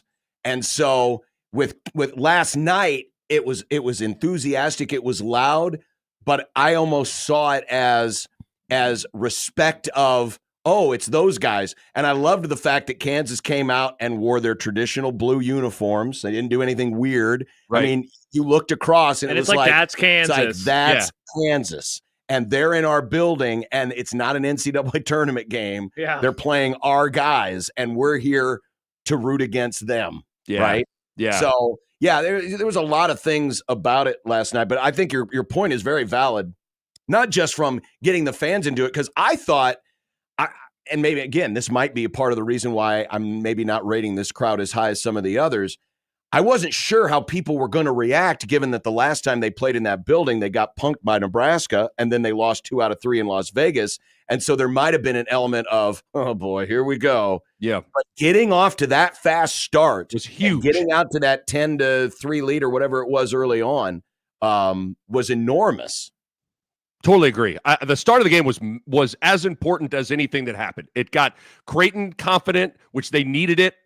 It got the crowd into it, and it got them engaged. And yeah, because you mentioned the other backdrop of going 1-3 into these games. You don't have Kalkbrenner against Notre Dame. You don't have Ashworth against San Diego State. Like, I think some people think we're embellishing the circumstances or the hand that was dealt to this Creighton team heading into this game. Kalkbrenner has not practiced for a week. I cannot believe he has not practiced for a week, and he played 38 minutes against Hunter Dickinson, against the number one team in the country. Ashworth can't practice right now, so it's hard to fix things when you can't get on the practice floor to even work on anything with your full allotment of players. So it was there was a part of me last night that just kind of was like, I don't really know what to expect from Creighton. I do know they are a much better shooting team than they have shown. And that was something Coach Self was worried about. He said, this just feels like the kind of night that they get out of their slump. And I was like, well, not wrong. Yeah. That's why you're a Hall of Famer. That's it. And so you knew they were going to eventually start to make some shots as well. Was it going to happen in that game? I don't know, but I can't express enough just how challenging the circumstances were for Creighton heading into that game. Nick, you just mentioned you didn't know what to expect, so I wonder what you learn from the end of the first half through the first couple of minutes of the second when Kansas goes on this extended 12-0 run, and it gets it to within 1 point. Like, we've all been watching a game like this for many years where the team who is perceived as better, the favorite, whatever, they fall behind, and then they go on the run. It's like, well, shout out to the team for making it interesting, but here we go. And then after that, Creighton goes on their own run. They stiff arm them, and they kind of coast the rest of the way. What did you learn about them in that moment in terms of how they responded? Yeah, I learned a lot. I think that was as cool of a component of the game and as encouraging component of the game as anything else. The fact that Creighton kind of blitzed Kansas. Kansas responds. It was almost reminiscent, John. Remember the Rogge night in Villanova that hammered them. Nova kind of crawled back into the game, and then Creighton hammers them again. Correct. And there's I think they showed some toughness. I think one of the things, yes, this team, I don't think this team has the same defensive upside of the last couple of years. Now Kalkbrenner being there makes your ceiling ridiculously high, and your floor ridiculously high too. Mm-hmm. But I do think not being able to make shots has hurt this team, but I don't think this group has found much teeth in their defense yet. And I thought they showed a little bit of, I don't know if it was teeth in their defense, but John, as you know, one of the unique things about Greg McDermott, and the thing that I respect a lot about him, is he has a way of turning on an opponent's film and finding either a player or a style of shot that team doesn't want to take or how they want to play, and he forces you to play that way. And the fact that they were able to take a game plan of saying, okay, we're going to play way off of DeJuan Harris. We're going to try to even go under ball screens at like 14 feet. We're going to plug the lane off of KJ Adams and make Harris a shooter and kind of help off everybody else. And then they went and executed it. I think shows signs for this group too. Harris took 21 shots. I know a lot of people don't follow Kansas a ton. That's way higher of a field goal attempt total than he wants to take. So I guess what I learned, Josh, is that this team's got some toughness, but this team's also got some intelligence on the defensive end of the floor to stay the course of a plan and trust it and then respond. It certainly always helps to make shots, but I thought what Creighton did after Kansas's run to make 41-40 was special. To Nick's point, Harris was 3 of 13 from 3 coming into the game. He was 3 of 9 last night. So, I mean, he almost basically matched his first 7 game total in one game. Yeah. And then you the other 12 shots that, weren't 3-pointers. Yep. And then you look at and obviously the flip side of that is that Dickinson and Adams, who were a combined 26, 27 points a game, are held to 10 points on a combined 4 for 10 shooting. For either of those guys individually, a 4 for 10 night is not a good night. Right. That's what they were together. Yeah. Keep in mind, Hunter Dickinson, preseason Big 12 player of the year, and KJ Adams led the Big 12 in field goal percentage a year ago, and KJ can play. KJ's a really good player. And one of the things that Kansas gets all the time is those short rolls for Josh. You see how Draymond Green sometimes get like bang, bang, Steph comes off a ball screen, pocket pass, then Draymond lobs it to Iguodala. You remember that with those Warriors teams? Like, oh, yeah. KJ gets those all the time. So does Hunter. But because of how Creighton was guarding those guys, they're plugging the lane, they're going under on Harris, they're way off of KJ Adams. They couldn't get, I don't know if they got one short roll, like got you in rotation sort of basket, maybe one or two. But again, that's a tip of the cap to Greg McDermott and a plan and figuring out a way to get you out of what you want to do. And that's one of the things that's so unique about Coach McDermott is like, when we think of good defense, we think of like stifling pressure and turning you over and you can't do like he does it in a different kind of way just to get you. Okay, we can't get to our pet action. All of a sudden, okay, this guy's having to take a lot of shots, but they were digging. They weren't doubling Dickinson, but they were digging and kind of sitting in his lap. And so Hunter Dickinson couldn't get comfortable in taking maybe some dribbles and getting into a post move because then, oh, by the way, you got the 3-time Big East Defensive Player of the Year that you got to navigate as well. And so Hunter Dickinson couldn't get into a rhythm or flow as well. So, yeah, I just thought you wouldn't have necessarily thought it in watching the game, but you look at the final stats and you just and look at the final score of 63 points holding Kansas to that. Like, is a pretty damn good defensive performance, I thought, from Creighton. Where do you think this one is going to rank for you in terms of Kalkbrenner and fighting through what he's going through right now? You said it, before the game, your bosses are like, is he going to play? Is he going to play? You don't get the confirmation. He goes out there and it's like, it's not his best performance ever, right? No. 5 of 11, 17 points, 10 rebounds though, made some, had some really nice, important buckets throughout the game. And again, dealing with a lot right now. Yeah. It's gotta be, if it's not number one in terms of just gutting it out, I don't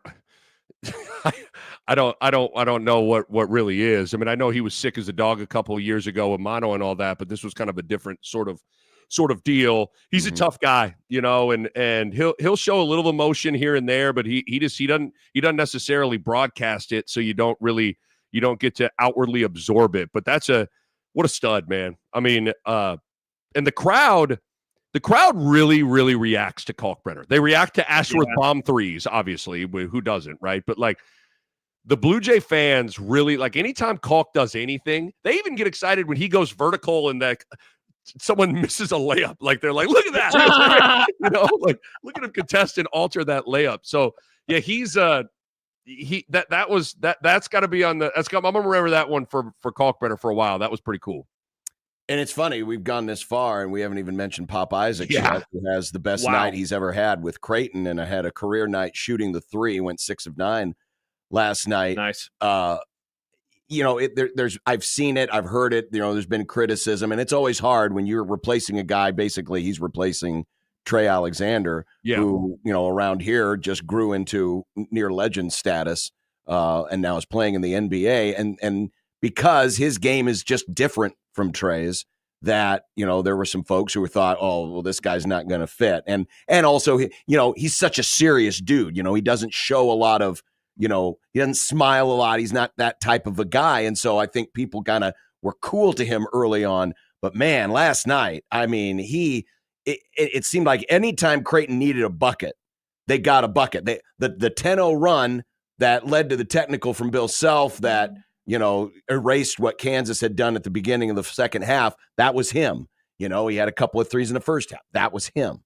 Do you see Pop starting to fit in now from what is needed from him in this system? I think so. And I thought Coach McDermott, I don't know how I know, people think John and I like kiss his butt all the time or whatever with what he has to say, but he has an ability, like on the floor. I was interviewing him after the game and I asked him at the end, okay, what is this, every year's different. You got newcomers. What does this win do for, a step forward with this group? And I thought he brought up a great point in that anytime as a coach to start each year, you're kind of selling a dream, you're selling a plan to a team. And until you're able to validate that plan with a win, you're not totally sure the buy-in is all the way near where it should be. That's not to say guys like Jemiah Neal or Pop Isaacs weren't bought in, but we all, whether it's a diet or exercise plan or whatever, like once you get a great result, you're a little more locked into it. Yep. And so I guess what I say all that to say with Pop, I don't know how a performance like that in a game like that wouldn't just absolutely light a fire under him to totally buy in to what Greg McDermott and this staff is telling him. And the one thing I've liked about Pop so far is he's got better passing instincts than I was anticipating him to have. He's not Maurice Watson or anything like that, or Ryan Nembhard or anything like that, but he's got better feel in a pick and roll, seeing the weak side, making reads, different things. You knew he could score, and he showed you last night. Even Bill Self, I thought he said it after the game, that the two best players on the floor were Pop Isaacs and Ashworth. Mm-hmm. And amazingly enough, one of the biggest problems in the game for Kansas was they couldn't guard Ashworth and Pop Isaacs. They could not corral those guys, whether it was hedging and letting Pop Isaacs get around the hedge or whatever. Those guys found a way to get into the teeth of the defense and get into the lane, and their movement was really, really good. So yeah, it's such a unique experience with the portal of all of a sudden, you get a Trey Alexander, you saw him, you got to know him for 3 years, you saw what happened at the end of his freshman year, you knew him, right? And all of a sudden here comes his replacement, and you're like speed dating him, and maybe you didn't like how the first appetizer of the dinner date went in terms of a conversation, but it's like it's you got to give it time, right? At both ways. And so I think it was a big night for Pop Isaacs and his confidence and his buy-in into everything. And I think you could expand that to the team. Greg McDermott's point was more about the team of like, getting a result like that can really, really increase that buy-in level amongst the group. Yeah, Nick, last one for me then. Along those lines, 2 games left in the non-con, UNLV Saturday, and then Bama at Alabama the following weekend. What are you expecting from them now, given that they have this win behind them against a team that allows that buy-in to really be there for this new group of guys? Yeah, I hope the success makes them dig in even more, because I do think making shots helps, but I thought they played harder last night than they did against Nebraska. Like yes. they were more engaged, more locked in, more together than they were against Nebraska. So I hope that happens from this game, that they're able to bring that level of intensity, especially when you go on the road at Alabama. I mean, think the Hornets' nest that Kansas walked into, you're walking into that in Tuscaloosa, and you better be ready to go. And you better, if you're not emotionally ready to compete, you might as well not even get off the bus. That's the reality of playing on the road. So, I hope they understand the intensity level, because I think this group's margin for error is a lot thinner. I know Pop was on one last night. Steven's shooting it well. But this group doesn't have, Shireman and Trey Alexander could just go bail them out of bad possessions and make hard shots. This group's not really built like that. That's not going to be a sustainable recipe for them to have guys just go like shoot them out of with tough shots out of bad spots. But you do also hope that they maybe kind of broke out of this shooting slump that they're in. Some teams Creighton's a team that's built, especially this roster, to make threes. And I don't want to sit here and just completely say it's a live by the three, die by the three, but I mean, it's a strength of this team.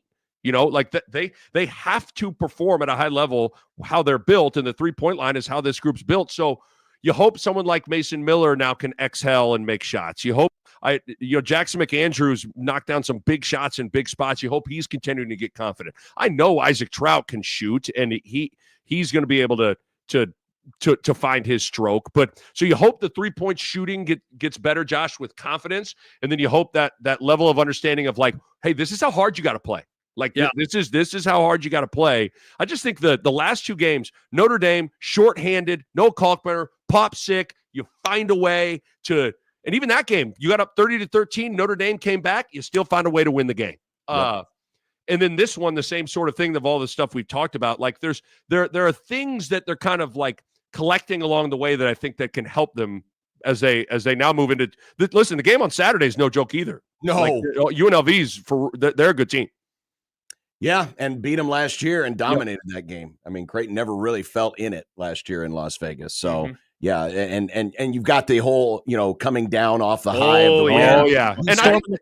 And you've got two guys. I mean, we had both Steven and Ryan on the post game show, and it was like, once this adrenaline wears off, how's the ankle going to feel? I was just going to say the same thing. Like it's going to be like, oh, it's going to hit me like a ton of bricks. Yes. And so you got to rally back from that and kind of rebuild yourself back up to playing. Right. I mean, it's a great way to get out of practice, but I'd rather do that than face the circumstances they're in. Where are you headed this weekend? So I got the Creighton UNLV. Okay. Oh, awesome. So, yeah, I'm pumped. We're headed here. Yeah. So I'm heading all the way down I-80 to Creighton UNLV. So I'm pumped, man. It was what a fun night. That was you don't get those kinds of games too often. That was fun. No, it was a lot of fun, and I'm glad that we got Creighton side Nick. We were worried that we got two-faced Nick. You flip the coin and Kansas Nick shows up and says, "Man, everything's falling apart. These guys can't make a 3-point shot. I can't believe this." I had a police officer when I was standing on the sideline. All of a sudden, a police officer comes up next to me and he goes, "Who are you rooting for?" I go, "Mr. Officer, I plead the fifth." Just called it good. The best. Yeah. I'm rooting for me to have a good broadcast. That's There you what go. I'm rooting for. I should have pointed at my mic flag. I'm rooting for sports tonight. These Okay? guys. That's what I'm doing. These guys. Well, good to talk to you again, and we'll see you on Saturday. From I'll be on the other side of the floor, but I'll wait. I'm gonna come give you some love. I'll come talk to you before the game. Okay? Well, you'll have to come over anyway because we got to find out. Hey, is Kalkbrenner going to play? So I'll be in that area anyway. So I'll make it a 2-for-1 stop. And don't forget, check out the Nick Bob podcast as well. Anywhere you download your podcast, complete breakdown, X's and O's of the game, and everything else. Yeah. And his takes on Tony White. Oh yeah. Ooh, I know. I got to get Bo Rude back in here, and we got to talk about that. Anybody, you guys, nobody talking about that? No thoughts on that? No thoughts. It's just a lot of hoops. Yeah. Yes. Yeah, Josh is breaking out in hives. This is the longest we've gone without talking football since like May. It's been a while. It's been a long time. Thanks, Josh. Thanks for letting me talk some basketball with you. Get back to football, okay, buddy? Thank you. Thanks for coming on, man. Thanks, Nick. Got it, guys. Nick Bob from Fox Sports and the Nick Bob podcast and the Schick and Nick podcast. So many podcasts. Everybody has a podcast these days. Everyone's got a podcast. Yeah. All right. Come back and we'll I don't know. Football! I really don't have any football today. What? No football? I mean, baseball news? Are we going to talk about Juan Soto? No. What is there anything new to talk about with Juan Soto? We can speculate. No, we can't. We don't. I don't like speculating, Nick. You don't? Will Juan Soto be Nebraska's next defensive coordinator? Nice. 402-951-1620.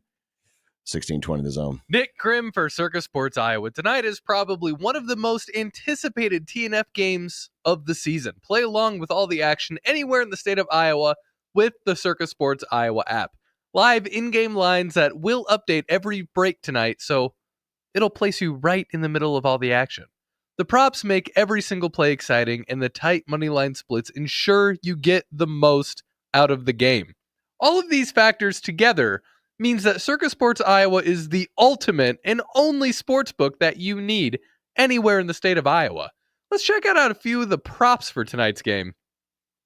Right away, with the tight money line splits, has the Lions at minus 175 to win. The points total is 51.5, and the Packers minus 120 to win by 3.5 points or more. Prop that I mentioned earlier, Josh Jacobs. He has the best odds to score the first touchdown at plus 475. Tonight will be a great game, and you can play along with it all with all the hospitality of Las Vegas at your fingertips. Download Las Vegas in your pocket today. Download Circus Sports Iowa. If you or someone you know may have a problem with gambling, call 1-800-238-7633.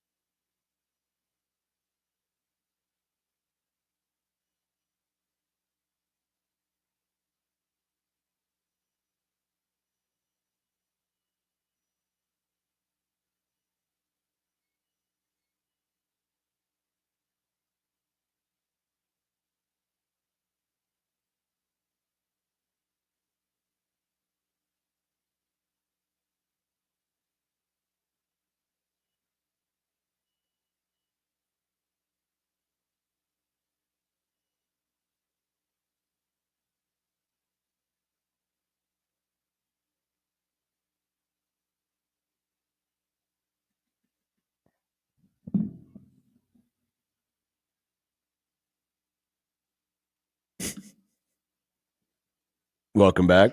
Hello. What? Don't what- forget, what was tomorrow that? we're going to be outdoors in the frigid, cold conditions. But don't worry. Don't let that detract you from coming by and bringing a new unwrapped toy for the kids, because here's what we're going to do. When you again, they're lying to you. Shorts weather. Yeah, it's practically short. You don't even have to get out of your vehicle if you drop by, because we'll come and grab the toy from you and put it in the bin Wow, for you're the gonna toys for steal tots. a toy meant for a kid, John? No. We're said going to we're grab gonna the toy grab from the toy? the adult who is donating, the person that is donating. They're adults. They can hand it to us. That we don't have to grab it from them like a monster. Well, at some point, we have to actually take possession. It's like a handoff. The quarterback has it first, and then he gives it to the running back. At some point, we have to take possession so that we can then give possession to Toys for Tots, who can then put the toy in the hands of a child for Christmas. And then we'll eat tater tots. I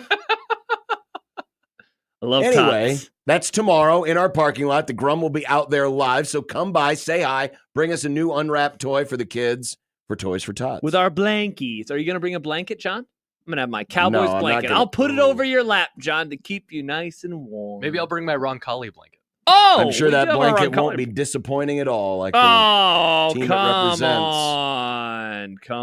So that'll be tomorrow. Come on. It's time for a segment I'm going to call I Was Just Scanning Twitter. I don't have an open for that.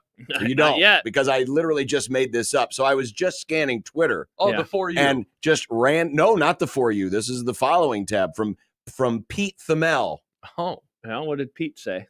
of ESPN. Cincinnati quarterback. This is Cincinnati, University of Cincinnati, not Cincinnati Bengals. Not Joe Burrow. A team that Nebraska will play next year in probably Arrowhead Stadium. Yes, on the Brendan- opening Thursday. Brendan Sorsby.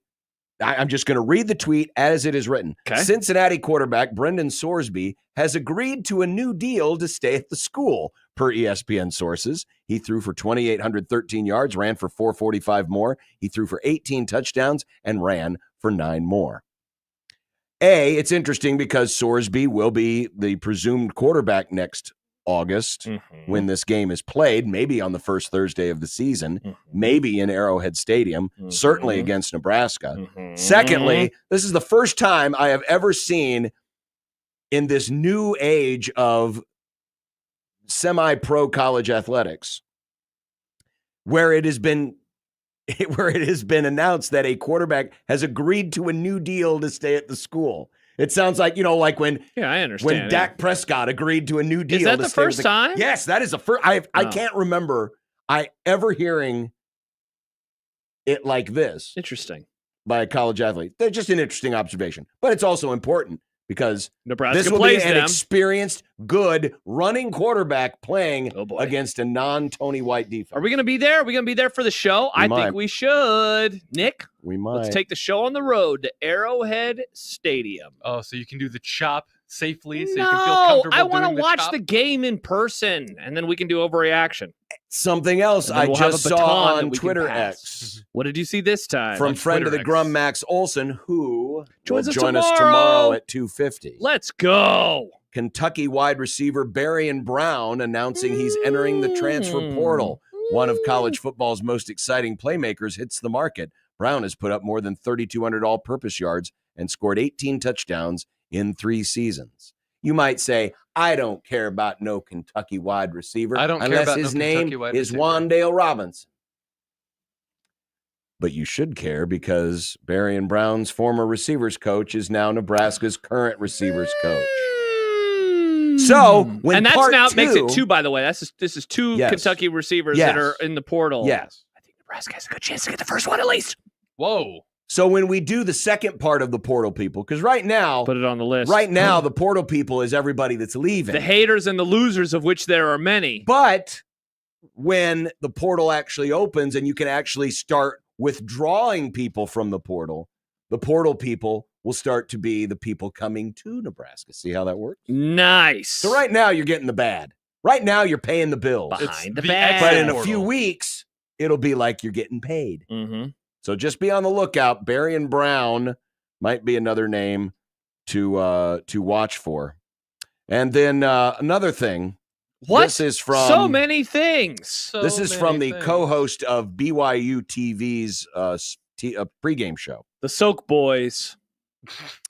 The It's called Alamo Soak Bowl TV. My bad. announces that the matchup is down to Iowa State BYU versus Arizona's, or it could be either Iowa State and BYU versus Arizona State and Colorado. No word on rematch possibilities. So this is the Alamo Bowl. Wait.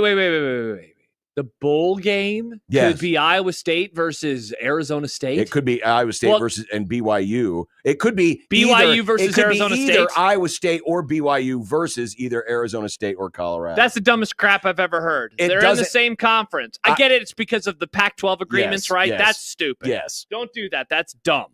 I don't mention this to mention the fact that it's dumb that we're going to get an all Big 12 bowl game more than likely. We should. I mention this because It's leak season.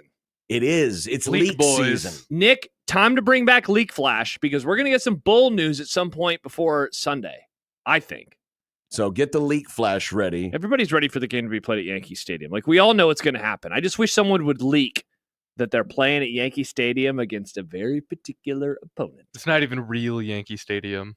That's true. It's Good job called by Yankee Nick. Stadium, and the Yankees play there. To be fair, They famously choked away a 5-run lead in Game 5 of the World Oh. Series. That's not Yogi Berra's Yankee Stadium, John. good call. Nick, you're not wrong. You know that Madison Square Garden is not the OG, though, either. No? It's like the fourth iteration. Mm. It's either the third or the fourth iteration. Yeah. Basketball, I When don't it, care. when it, wow. When it first opened, I don't even think it had a roof. Wow. No roof. It was more about boxing. It does seem more like a garden without a roof. That's a great point. Gardens famously don't have those. Does Robin Washut have a garden with a roof? We'll find out. That's a greenhouse. The Madison Square Greenhouse. Those what aren't they should legal call yet unless you have a medical permit. Sure? Robin Washut coming up on 1620 The Zone.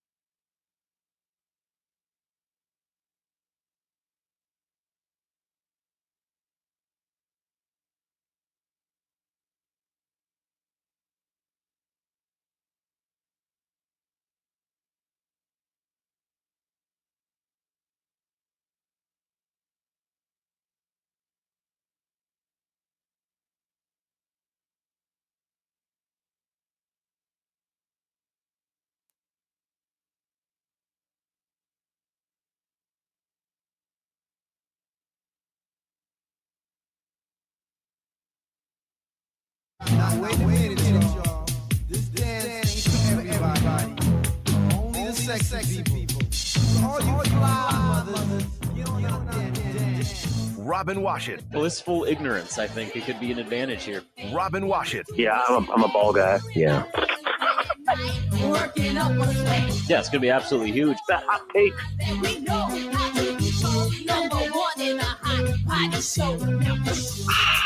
Wash it.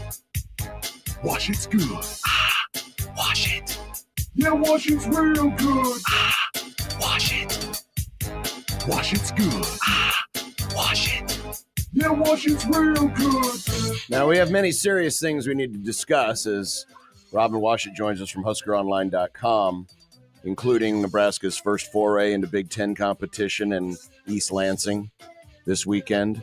Obviously, everything that's happened with the Nebraska football team. But I have to open under potentially alarming circumstances. So there was a tweet 19 hours ago from the GOAT, Eli Manning.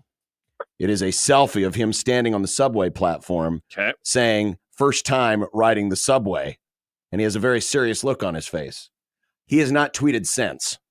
Oh, my gosh. So I don't mean to alarm people, but I hope Eli's okay.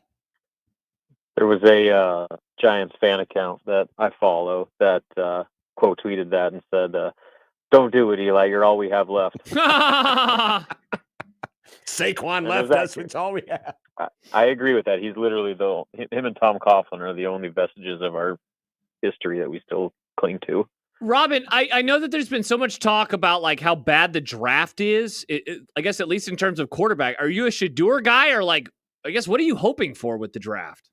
I don't know. I mean, they're the worst team in football right now, so it's not like the floor can get any lower. Yeah. So go ahead. Yeah, get Dion and Shedeur. Why not? Bring them both in. Bring them all in. Yeah. Bring them all all they do in. is win. They do. Hey, you know what? I had a lot of people saying the same thing to me a few weeks ago. Oh, congrats on Dion and Shedeur. And I'm like, you know what? That doesn't sound like the worst thing in the world. I would take it. Dallas is already a stupid circus. Why not? What are the Giants going to do? Go 2-10? Yeah, exactly. What's going to be? What are they going to do? Be worse? I mean, I guess that is possible in theory, but it's already pretty bad. Well, meanwhile, flying high again, Nebraska ball opens up Big Ten play in Lansing East. Nice. Against Michigan State on Saturday. Michigan State comes in with 7-2 record. They have a nice win over North Carolina just a few days ago. They walloped Minnesota last night. So when you look at this matchup early on, given where Nebraska is currently sitting, how does it look? I mean, probably at the beginning of this season, you thought, oh man, this isn't great. Opening Big Ten play against Michigan State on the road, but they're coming in on a really good run. Yeah, it's an interesting matchup because I think in some ways Nebraska does match up pretty well, but that's, withstanding that Michigan State finally hit some 3-pointers, and when they hit 3-pointers, they're a completely different team because they're a typical Tom Izzo team in that they want to push the pace as fast as humanly possible on every change of possession. So like that is still the same, but what's different about this group is they don't really have like that all-American level players, but they have a lot of really good players. Like they're 10 deep. They have 10 guys averaging over 10 minutes per game right now. And so they just come at you in waves at all 5 spots. And the kind of versatility that they have within that depth makes them a really unique team to prepare for. So they crash the boards as well as any team in the conference. They're going to push the pace as fast as any team in the conference. And then if they shoot like they did against Minnesota, where they hit 11 threes last night, that's going to be a pretty daunting challenge. But that being said, Nebraska is also playing its best basketball of the season right now. They found something offensively where they are not the same team they were a month ago at the start of the year, where just scoring points was like pulling teeth. Now they're scoring in droves. They're hitting 3-pointers, and as those threes finally have started to fall, it's opened up everything else for them offensively. So that's going to be a really interesting kind of barometer for just how far Nebraska has actually come. I think Michigan State's a much more known commodity just because of their brand and the level of competition they face. But Nebraska's got some mojo going right now, and if they can carry that over to their first Big Ten test and do it in another difficult road environment, I think that could open some eyes a little bit. But they've got to, like always, got to follow a very particular formula where they've got to control the pace, take care of the basketball, rebound, and make their 3-pointers. If all those things happen, then who knows what can happen. I'm very curious to see what the line ends up being on this one. Yeah, Robin, along those lines, Connor Sejan, and I wonder where he fits into this puzzle of playing better lately and if it can continue, because you don't want to overreact to such a small sample size of what's happened in the last 3 games, and in particular the last 2, given the competition after Creighton. But I guess what is real and what is maybe something you're still wondering about with his play as of late as it pertains to the Big Ten conference schedule starting this weekend? Yeah, I mean, I would assume eventually it'll level off a little bit. I don't expect him to average 25 points a game the rest of the season, but he has become a little bit of an X factor for them. And I talked about just Nebraska's improved offense, particularly their 3-point shooting. He's right at the forefront of that. And his 3-point shooting has made life easier for Bryce Williams and inside for their bigs, and just has really kind of evolved this offense to look completely different than what it was just a few games ago. So they desperately needed him to step up and be that Keisei Tominaga type player that is going to keep defenses honest and open things up for everybody else. And he's done that really over the last. I'd even go back to the Creighton game, even though he wasn't making a lot of threes, that was as assertive as we had seen him all season with the basketball. He was just being aggressive, looking for a shot, and then more importantly, his activity off the ball. Like, there's a reason Keisei got all those open shots, is because he never stopped running. Well, Connor Sejan, the last 3 games now, has not stopped running. Every time he's on the floor, he is in constant movement, constantly coming off ball screens, and Nebraska's intently looking for him to get him shot opportunities. And so that combination has been a direct, has led directly to his breakout performances the last couple of outings. So that needs to continue. He is a critical piece to this puzzle for Nebraska, and when he is good, everybody else benefits because of it. So I'm sure that now he is very much prominently on every opposing scouting report going forward, and Nebraska's got to continue to find ways to keep him involved and keep him active, just because of the ripple effect that he can create. FYI, my buddy Bart has it as Michigan State by 5. 5. Okay. Yeah, I can see that. Yeah, but we shall see. But to your point, going back to 3-point shooting, Michigan State 3-point shooting, brutal for the first 7-8 games. Yep. And then Minnesota, it just went from 0 to 100. And Frankie Fiddler, of course, former Omaha Mav, who last year was a 38% 3-point shooter, is just 6 of 31 this year for Michigan State. He fell out of the starting lineup the last 2. And again, he's still playing a ton. Yeah. So, that's the thing, starter or not. Again, Michigan State, 10 guys are averaging 10 minutes a game. That's incredible to me. The amount of rotation that they're working with right now. Robin, you had the post on Husker Online, I think also on Twitter as well, about with the Creighton win last night over Kansas. Nebraska jumped from 43 to 35 in the latest net rankings. Is that the neighborhood you expect them to hang out in throughout much of the regular season? Yeah, I mean, we'll see. They've got to finish non-conference without any bad losses, just like last year. That's one of the most critical parts of their non-conference schedule. And last year they did, and not only won, but they won convincingly. And so they're able to maintain a good scoring winning margin, and had avoided any bad losses. So that's from I guess after these 2 Big Ten games, kind of the critical part going to Hawaii and then finishing up through December is just avoid those bad losses. And if that happens, then I think they'll remain right on track of where they need to be. And then you look at just kind of where the Big Ten shapes up. I think, 16 of the 18 teams are in the top 100 of the net, I think. And I know when the net debuted earlier this week, 11 of the 11 Big Ten teams were in the top 50, with Nebraska being the 11th. So the strength of schedule, once they enter full-blown conference play, should be plenty for them to not get penalized too much for losses and be rewarded for wins. And so the table would be set as long as they can get through the rest of this month without any of those bad losses to ding their resume. And if they can do that and protect home court, maybe steal a couple on the road, they're going to be in a really good spot come March. You were in the room yesterday, Robin, when Matt Rule was in front of the media. And, just another example of how this day has changed. It used to be that signing day press conference was literally all about the players that were being signed.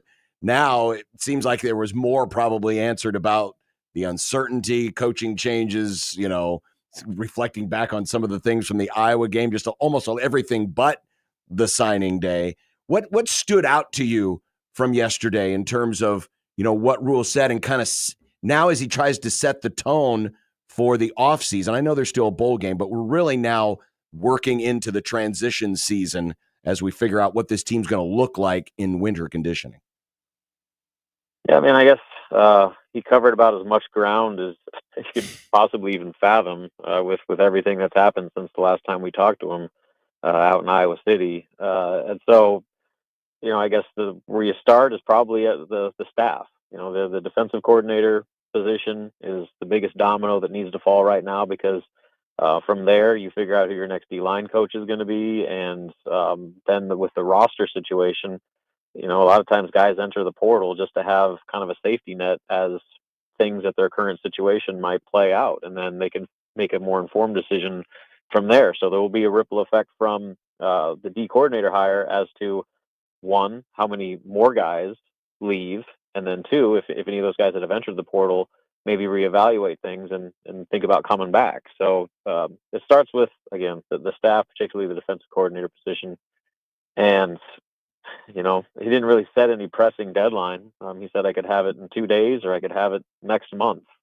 I would imagine that just kind of given the new calendar of college football, the sooner that is addressed, the better, just because of the portal implications, both in terms of retaining players and then getting players.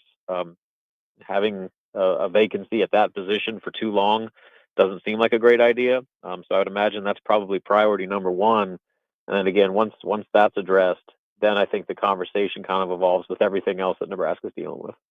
Robin Wash at HuskerOnline.com. Are you headed up there? I assume you're going up to East Lansing. I am not going to East Lansing. Yeah, it's one of those places it's just hard to get to. Like, so either you're flying and then driving an hour and a half from Detroit. Yeah, good point. Or you're driving 10 and a half hours both ways. And I don't know. Like, I'm to the point, like, traveling for basketball is hard. Oh, yeah. Shelf life is so limited.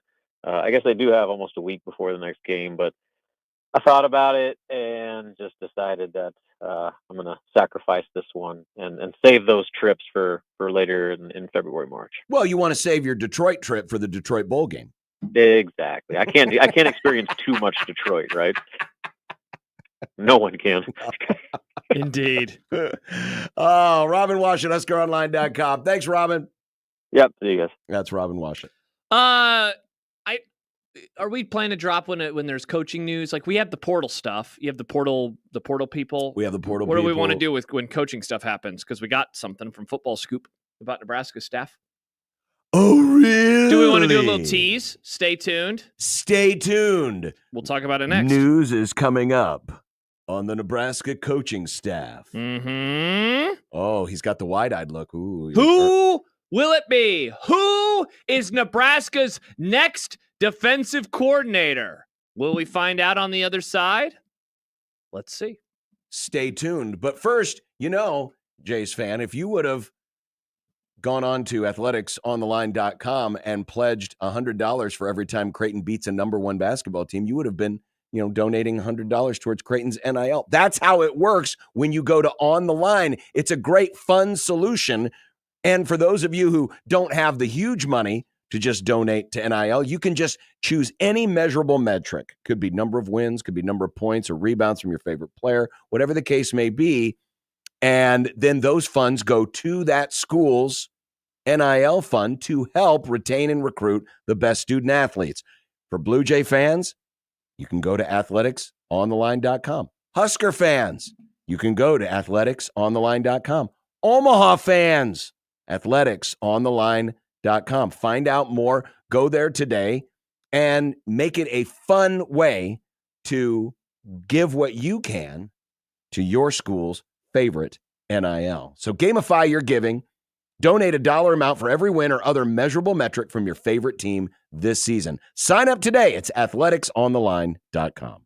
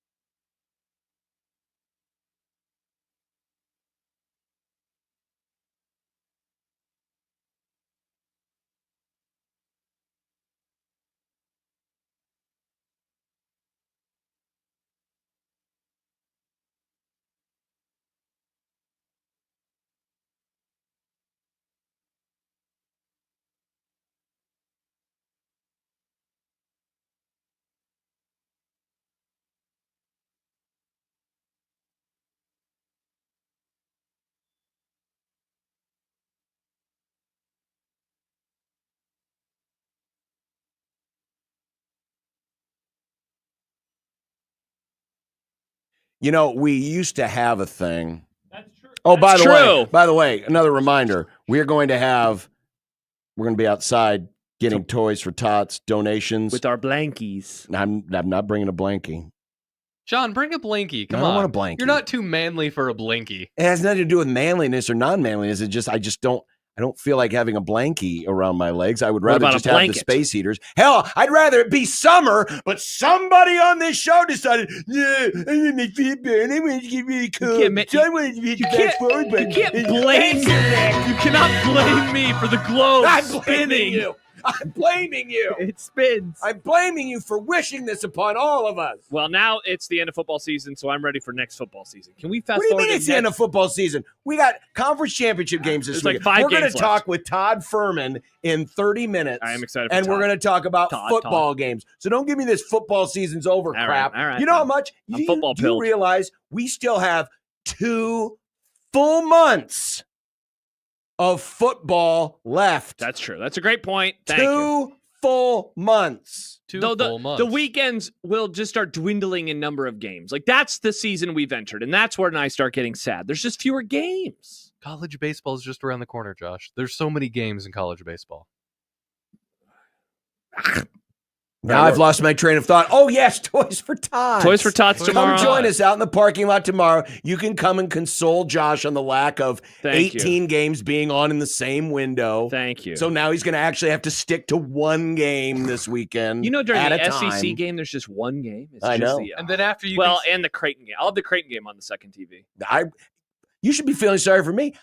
I can't watch that game. You don't like football. You like basketball. I You're gonna love have football, but I also love basketball. You're gonna have a great time.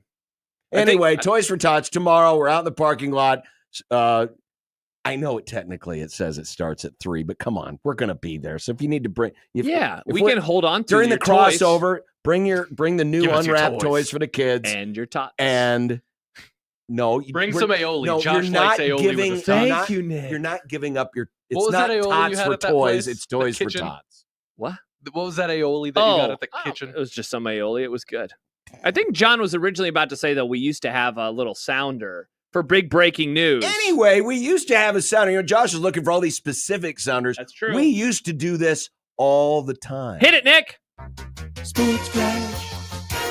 Time for an unsportsmanlike conduct sports flash update Sports Flash. from the Sports Flash Sports Desk. I teased it before the break. Does Nebraska have their next defensive coordinator announced or reported? The answer is no, they do not. But I do have news to report, John.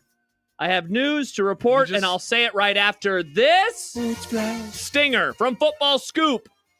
Garrett McGuire. You know him as Sports Flash. Tiny baby coach, that's the one, John, via Football Scoop. or AKA Sports Flash. Tiny baby boy. He- That was the original moniker. Yeah. Sports Flash. But then it became Tiny baby coach. He is. Sports Flash. And then we got shamed out of saying Tiny baby anything. Yeah, well, you know what? I think Tiny Baby Boy is back on the main. I'm not going to say that. That's a weird thing to say. Garrett McGuire. Man, you and the whole, hey, bring us your kids. We'll take your kids from No, you. I want tater And now, tots. now we'll eat your children. is expected to join Texas Tech's offensive staff. Sources told Tech. Football Scoop. Huh. Texas Tech. So Interesting. Garrett McGuire. Yeah.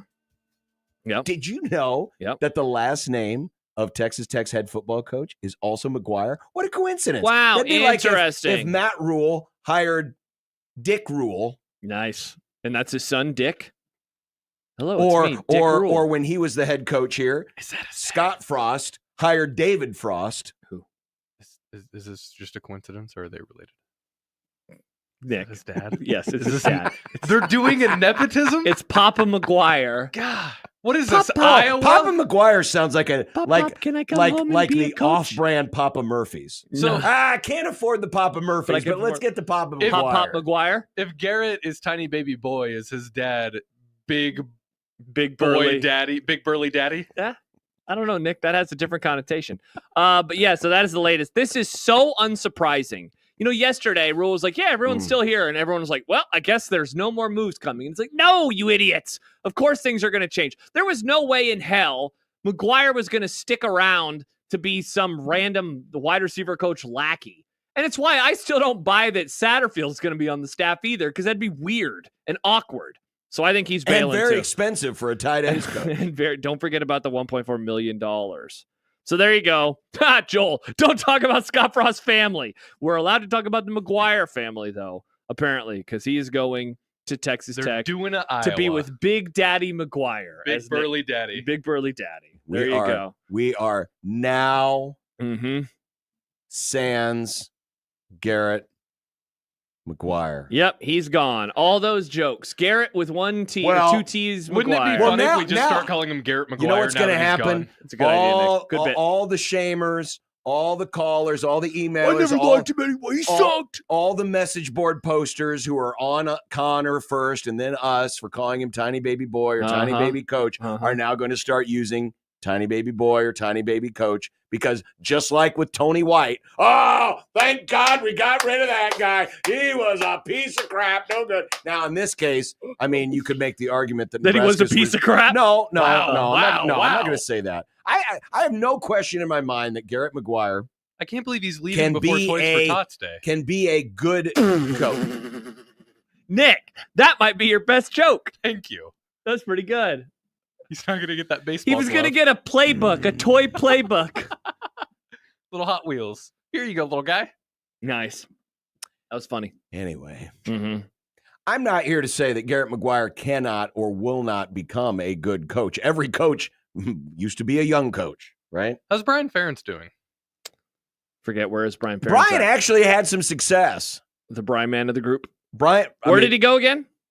Somewhere in the East, right? He was, wasn't he Maryland? an assistant to the assistant? Rutgers? Wasn't he with the Ravens? Didn't Was- he go to is the Ferentz- NFL? I thought he stayed in college. Yeah, I thought he stayed in Maybe he college. did.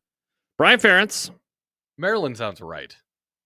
Maryland, offensive analyst. Good for you, Nick. Nice. Well done. I am of Iowa football. The problem was it was just, in my opinion, trying too hard.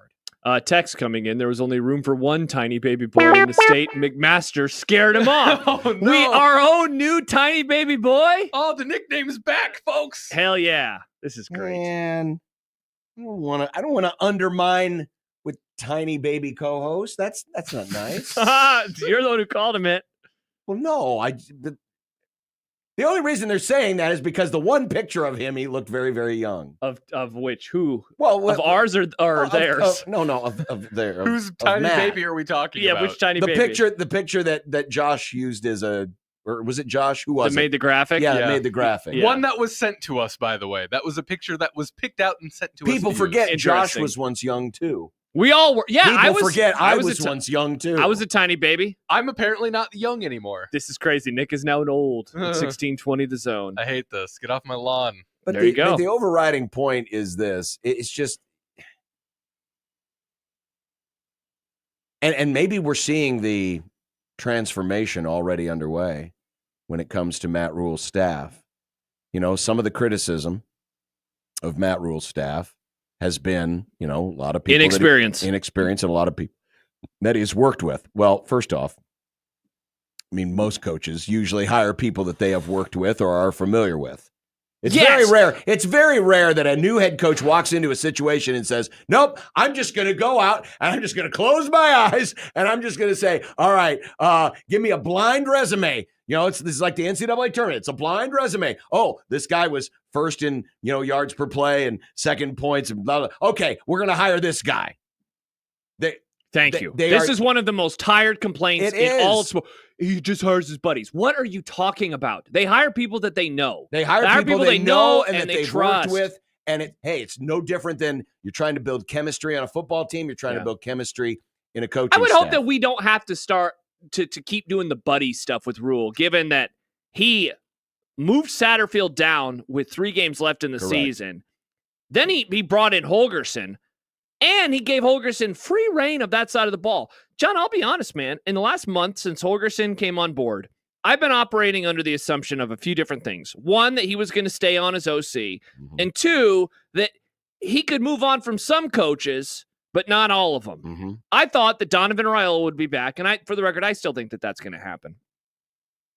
But I also thought that Garrett McGuire would be back. I did not see this demotion, if it's a whatever you want to call it, not even a demotion anymore, he's leaving. I didn't see this coming. And so I would hope that we don't have to keep saying that anymore, that he only hires buddies. I don't think that that's the case. I definitely don't think that that's the case. And that's why I think we're starting to see a bit of a transformation in the coaching staff and maybe in just the overriding philosophy of Matt Rule about what he's now trying to accomplish. This is going to be a very interesting offseason because it feels like Matt Rule is having, if I say it's an epiphany, it makes it sound like, he's discovered something he's never realized before. Sure. And that's not true. He's an experienced football guy. But it does feel like he is really looking, he's really digging, he's opened the hood, and he's really digging into the engine compartment and really trying to figure out, all right, why is this thing running this way? Mm-hmm. Right? Instead of going back to the same tried and true, well, maybe I'll just add some fuel additive, or, maybe I'll just get a tune-up or whatever. No, it's, hey, we may tear the heads off of this thing. We're going to look deep inside. We're going to check out everything from the pistons to the crankshaft to the camshaft. These are all engine terms. I was going to say, you keep talking about shafts. So for all of the people out there who are mechanically inclined, one bad you mother- understand exactly what I'm talking about. For the Talk about rest of shaft. you, which is probably most of you, because most of you probably don't understand the inner workings of the internal combustion engine, because you're a bunch of libs. Nice. And you like electricity. No, remember, what's his name works for Trump now, and he's an electric boy. Oh, that's right. Yeah, so you can't even say that anymore. But in all seriousness, they're really checking. It seems like he's really going to be doing a lot more checking under the hood. And rightfully so, right? And these last few weeks, of the season have kind of opened his eyes to a few things. Yeah. How much of it is him recognizing a flaw in who he hired, like them as coaches, versus how much of it is him realizing that he maybe underestimated the Big Ten, and how tough it is? And is either of those more problematic than the others, I guess, because we hear it all the time, right? It's because they didn't know how to coach in the Big Ten. They didn't know how to coach in this area. They didn't know how to recruit in this area, whatever it is. I kind of don't like that either. First, it makes the Big Ten out to be this behemoth that can't be conquered. Oh, Correct. by the way. Oregon came in and whooped its ass. Oh, Oregon came in and whooped its ass. Yeah. And Kurt Signetti came in and whooped its ass. Yes, with a bunch of JMU players. I'm not trying to downgrade the Big Ten and say it's not a good conference and there's not tough teams in it. Yes, there are. Yeah. But let's not make this out to be the AFC South. Or AFC North. Well, maybe the NFC North would have been a better example, because there's 3 really good teams and one really bad team. But you get my point. Yeah. It can be done. It's just that I think there's a realization now that this transfer portal, permanent free agency status that players have, and the constant movement that's going on, and the roster limitations, I think that really has Matt Rule scared. Scared or adjusting? Well, adapting? I don't mean to make it sound like he's like, oh my God, but he is a guy who wanted a big roster. He wanted a developmental roster. He wanted the ability to take some chances on people and build them up through the system, thinking that style can work. And while he still believes, I believe deep in his core, about being able to take project players and build them up and make them better players, the 105 makes that harder to do. And so as a result, Matt Rule is saying, okay, we got to erase the board here and we got to reassess some things. Yeah. He is still at his core, Matt Rule, the developmental coach. Yeah. That has not changed, and I don't think that will change. Probably has to adapt a little bit, though. But there has to be an adaptive strategy to this. Yeah. And it comes from a variety of different places. The portal, NIL, the 105. Oh, and the fact that his team started 5-1 and then went on a big backslide, and it forced him to make a radical, never before seen change of going outside of his coaching box and calling up Dana Holgerson and saying, can you help me? Yeah.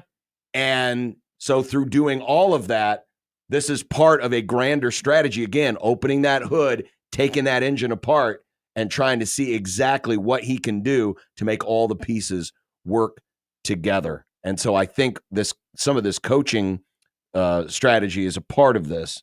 And I think you're going to see maybe some more seasoned coaches, and maybe ones that he's familiar with, but maybe a little further outside his coaching radius, come in to, help him along with something. I don't want to totally disagree with you there, but I will say that the offensive side of the ball, I do think it's going to be more Holgerson tinged than anything. We've already seen it with the new guy coming in from Kentucky, who's a Holgerson right, but guy. It's Holgerson. It's Holgerson. It's not Rule. It's not. No, it's definitely not. And so that was the start. Yeah. So what does it look like on that side of the ball, and then what does it look like on the other side of the ball, and what kind of coaches are we talking about? Because I know I joked about it earlier. I still think it's going to be Butler.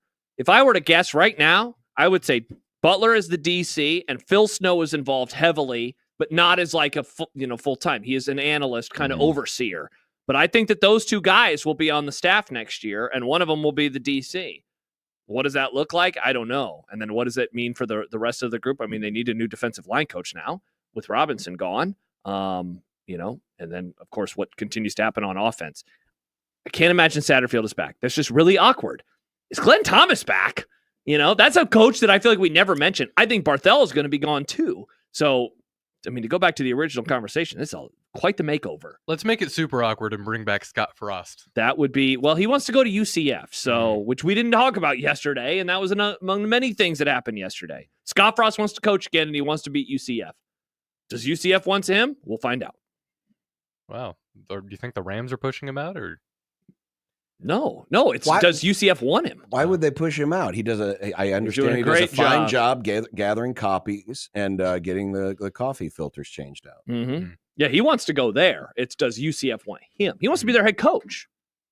Yeah, so he's not getting pushed out. He wants to run it back. Yeah, which I'm surprised by. I didn't think that he'd want to coach again. He did like UCF a lot, and they liked him. He could golf whenever he wanted. They really liked him.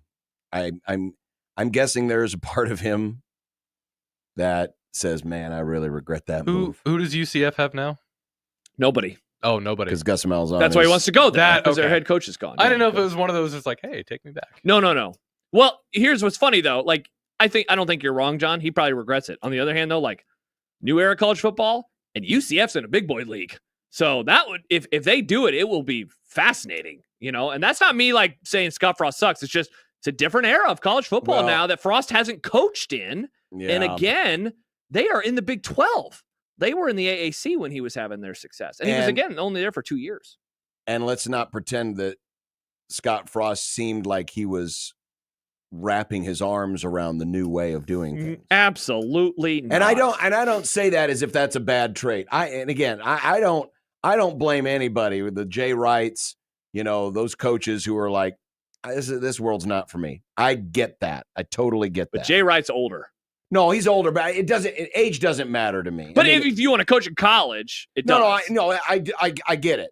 I mean, it takes a pretty strong individual to realize, I wouldn't want to do it. Hey, you know what? This style of doing things where I'm re-signing my quarterbacks is not for me. If I like ball and I want to coach ball, I would try to get to the NFL. That's where I'd want to coach ball. Or the NBA. Or I'd be an offensive coordinator. You become a Dana Holgerson. You become a Chip Kelly, where I can just go into the lab. Hey, you guys go out there and find me some groceries. I'll give you an idea of what kind of groceries I want. You go out and find them. Yeah. And then when you come back and tell me what you got, it's like chops. I'll work with them in practice, and we'll craft the system, and I'll cook up the meal. Bingo. Charles, that honestly, Josh, that of all the changes that have happened recently in college sports, the doing away with the analyst can't coach on the field, massive, is bigger than I thought. Yeah, because it has now opened the door for the Holgersons of the world, of the Chip Kellys of the world, of the guys who still want to be a part of football because they love the football part of football. But they don't want to be a part of the college stuff of it. But they don't want to be part of the new age college semi-pro era of football. Correct. They just want to coach ball. And they want to do so and get paid handsomely for it.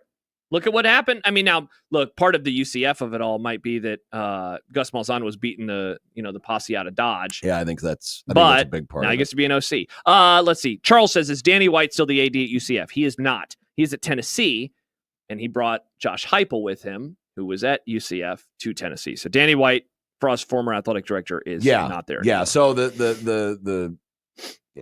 I don't know who their AD is at this point in time. In my opinion, and I'm not saying this with any snark or, because usually when Scott Frost's name gets mentioned around here, we tend to. I've never made a joke. Yeah. Terry running it back rarely works. Dude, we talked about North Carolina earlier. Mac Brown, they were solid. Greg Schiano at Rutgers, they're solid. Neither of those have reached the heights of the first time around. Joe Gibbs. Yeah. When he came back. I mean, it very, very rarely works. And again, the dynamics of the situation have changed dramatically. Yeah. If I'm going to take off my snark hat with Frost, I would just say be careful, because different era of college football, different era of UCF. And I don't think he is walking into the situation. I know that they were 0 and whatever the year before he got there, but they were also 2 years removed from playing in the BCS. Mm-hmm. I don't think he's walking into a UCF program at that point in time. And they would expect more from you immediately this time around. Right, because, he did this before. It's the savior. He should do it again. Well, it also feels like UCF, something I just now saw, wants Lincoln Riley anyway. They do, yeah, which is also odd. You want to talk about something that would be... Did you see that story yesterday? Yeah, and you know who reported it? It was Bruce Feldman. So it's like, okay, this is weird because Bruce is plugged in. Wow, that would be something. I want that to happen. That'd be so awesome. Replace a coach who the posse is chasing out of town with another coach. With another coach who the posse is chasing out of town. Yeah, can you imagine that? You're Lincoln Riley. You go from Oklahoma to USC, and then you leave USC on purpose to go to UCF. Yikes. Lincoln Riley head coach, Scott Frost, OC at there you UCF. Go. Charles says, any truth to the rumors that UNC is kicking the tires with Bill Belichick? Yes, they interviewed him. There are reports that he has been interviewed with. So Andrew Carter, who covers North Carolina for the News and Observer in Raleigh, said source confirms inside Carolina report that Bill Belichick interviewed for UNC's head coaching vacancy. He blew them away in the interview. That's what the source said. No, duh. It's Bill Belichick. It'd be like if we had an open role. We had the morning gig open, before we hired our new coworker. And it's like, hey, they brought in Stephen A. Smith. And it's like, yeah, Stephen A. had some great ideas for. Duh! It's Stephen A. Smith. What are you expecting? Exactly, because the world needs more Cowboys haters. No, and that's why we turned him down. We said, we don't want you, Stephen because A. we have the OG Cowboy hater already here, and Stephen A. can't hold a candle to my Cowboy hate. Also, I'm guessing that Matt is a little more affordable than Stephen A. You see what he's getting? No. And he might be disappointed. One of the reports is he actually is disappointed by the offer. $20 million a year. I wish I could be disappointed by $20 million a year. Yeah, you and me both, Nick. Wow. What a time. Oof. That is so much money. That's a lot of money. A lot of money. That's a lot of money. Mm-hmm. Oh, I just realized Todd Furman's coming up. We better take a break. Speaking of money. 16:20 the zone.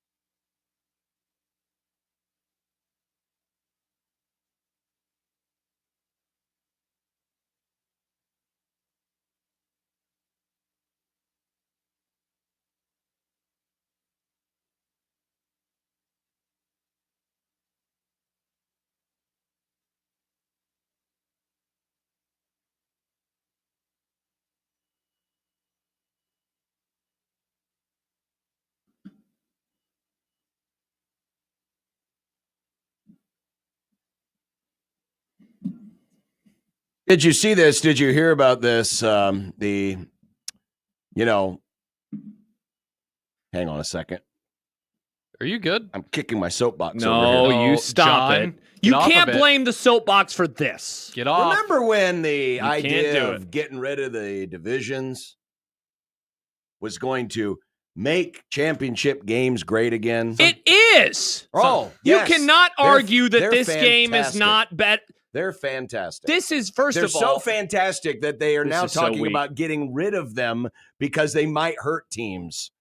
Well, that's a different conversation. Sometimes it I is. miss the quarter, John. I like. Let's not conflate this with what you have been frustrated by. This is not because of what you are frustrated by. But This is because if you make the playoff, you're going to have 3, if not 4 games that you I have understand. to travel to. That's why. I understand. I understand this. Let's explain for the completely. listeners what I we're talking understand about. completely And because also me. first of all, these are made for TV events. They don't give two craps about what the attendance looks like. The conference championship game tickets for the Big Ten championship, which feature the Are teams cheap Cardinals. they features teams that are You ranked laughed again. 1 and 3. 1 and 3 in the nation. So this is a heck of a matchup between Oregon and Penn State. And it's not even a rematch. So the Big Ten got exactly what they wanted. Exactly. I'm pumped for this game because we haven't seen it yet this year. I'm really excited for it. And yet, tickets, you're not that excited for it? Well, we're going to ask Todd Furman. I'm surprised. I think how the Oregon's line going is? to walk them. Yeah.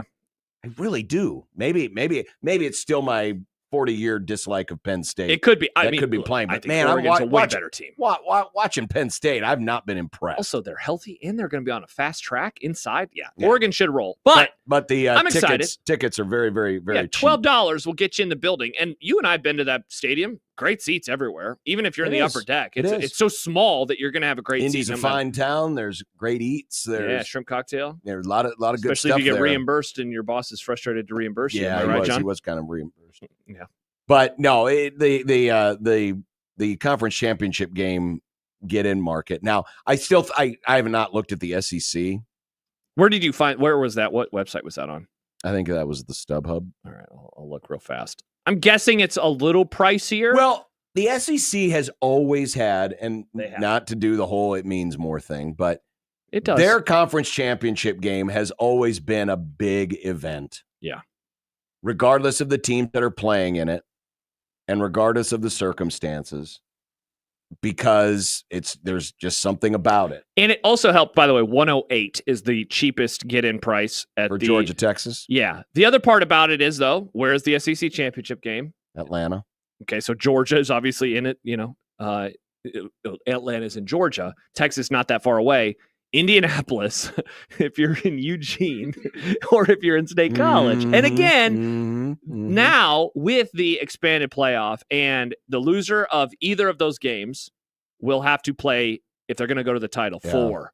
If you win, you'll still have to play 3. And if you win, you won't get any home games. You don't even get the benefit of maybe, Right. The tickets will be cheaper. We've talked so much about the new normal of bowl games being empty. And man, I'm very curious to see what the next month looks like, just in terms of if you are Oregon and you're number 1, are you really wanting to go to the first one? Or are you like, I guess that's a Rose Bowl though. So it's like, so you skip the second one and then wait for the Natty. Sunset. But I don't know if we talked enough about how empty these games could be, especially the They Big could. Ten championship, Yeah. which it was centrally located in the old days. It's not anymore. No, and it's if you're not. Oregon, it's way too far away. Yeah, it is. Way too far away.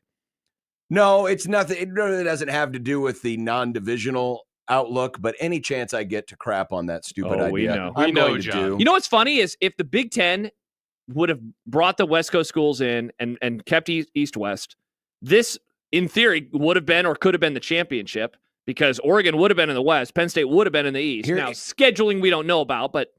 Here's my idea. Okay. Especially now for Georgia and or Atlanta and the SEC, it does make a lot of sense. Yeah. But for the Big Ten, Minneapolis? why not a home game?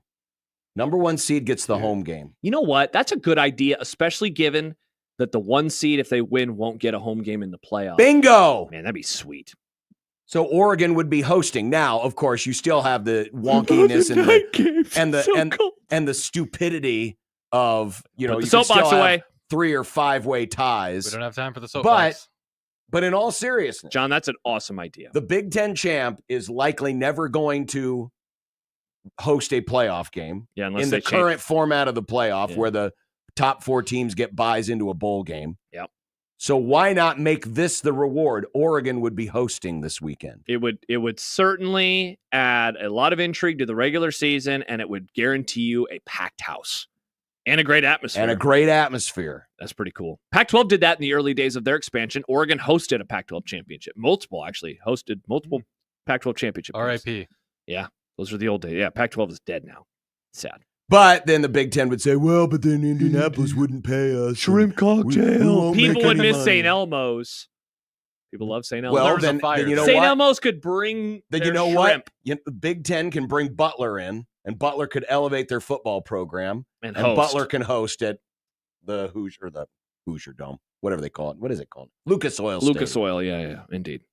Coming up next, Todd Furman. We'll find out if he thinks the Oregon line is a little weird. Nice. On 1620 The Zone.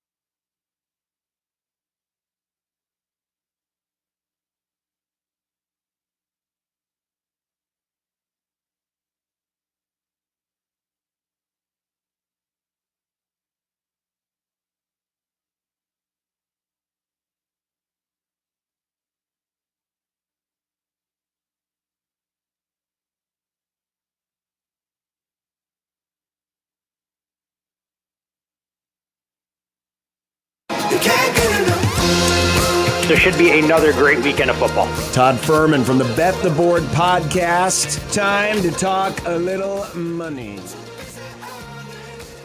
People fall in love with teams on the way they look at a non-conference schedule. I don't think there is enough wiggle room for me to get involved with this game going under the total early. And remember, it's a marathon, not a sprint. Man, it's such a great weekend of football because all these games have stakes. There's a trophy at the end of it, a conference championship. In some cases, a playoff berth is guaranteed by winning it, and not of a bunch of other annoying stuff.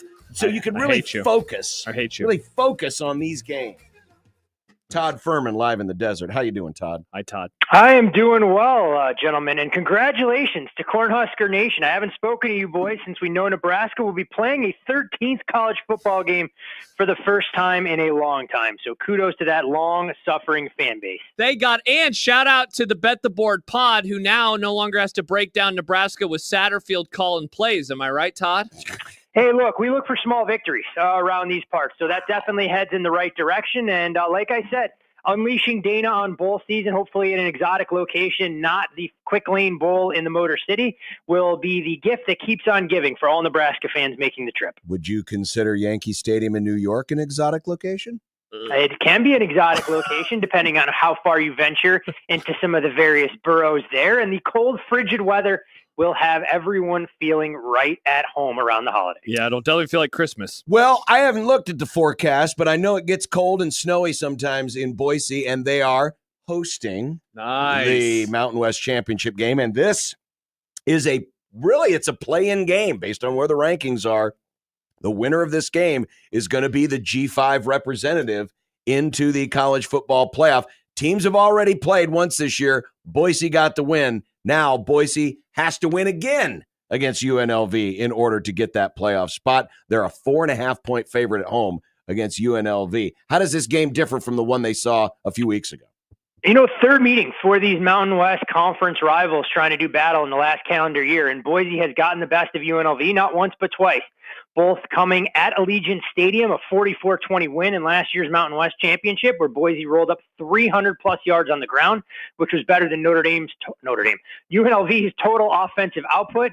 And in the game earlier this season, UNLV did a much better job containing Ashton Jeanty, but still was unable to hang on late in that particular contest. So for Barry Odom, devising a game plan, I think it's throwing everything you possibly can at Ashton Jeanty. And if you're going to lose to Boise in their own building, it's got to be because Maddox Madsen is beating you through the air. On the flip side of things, let's see if UNLV can do enough through the air, because Boise, if we're talking about their strengths and weaknesses, they are a plus run-stopping unit by Mountain West standards, and they leave a little bit to be desired on the back end. The problem for the Rebels is they have one weapon that they lead heavily into, and that being Ricky White. And credit to Boise State. They've done a phenomenal job in each of the last two meetings, kind of neutralizing his effectiveness and his ability to be a high-volume receiver. So for me, as the number continues to drift, I think the Rebels make a lot of sense as a road underdog. It's a place they've thrived, going 10-2 against the number the last 12 games away from home. But the ideal scenario for me selfishly would be Boise winning the game by 1-4, the Rebels covering 4.5, and being able to get that Mountain West ticket on the Boise State Broncos to win the conference home as well. Todd, looking at the first matchup of power teams on Saturday, it is in the Big 12 Championship game being played in Arlington. Iowa State is plus 2.5 versus Arizona State. Neither of these teams, of course, were expected to be here in year one of this expanded Big 12 conference. I thought the breakdown that you guys did on yesterday's college football pod was fascinating, given the various data points that we have seen from either side and how they are playing at this time of year. What do you see with this one, Clones plus 2.5? An interesting role reversal for an Iowa State team who came into the year, to your point. You mentioned, Josh, that they were around 8.5, 9-1 to win the conference, well behind Utah and Kansas State.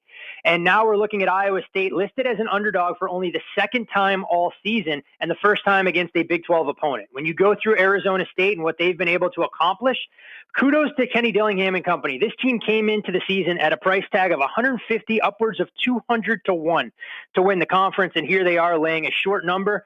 Under usual circumstances, I could see Arizona State and why they've been bet into the role of favorite. My big concern, though, this is now a team going into battle without its primary weapon in the passing game, that being Jordan Tyson, who represents more than 40% of their receiving yards and 40% of their touchdowns.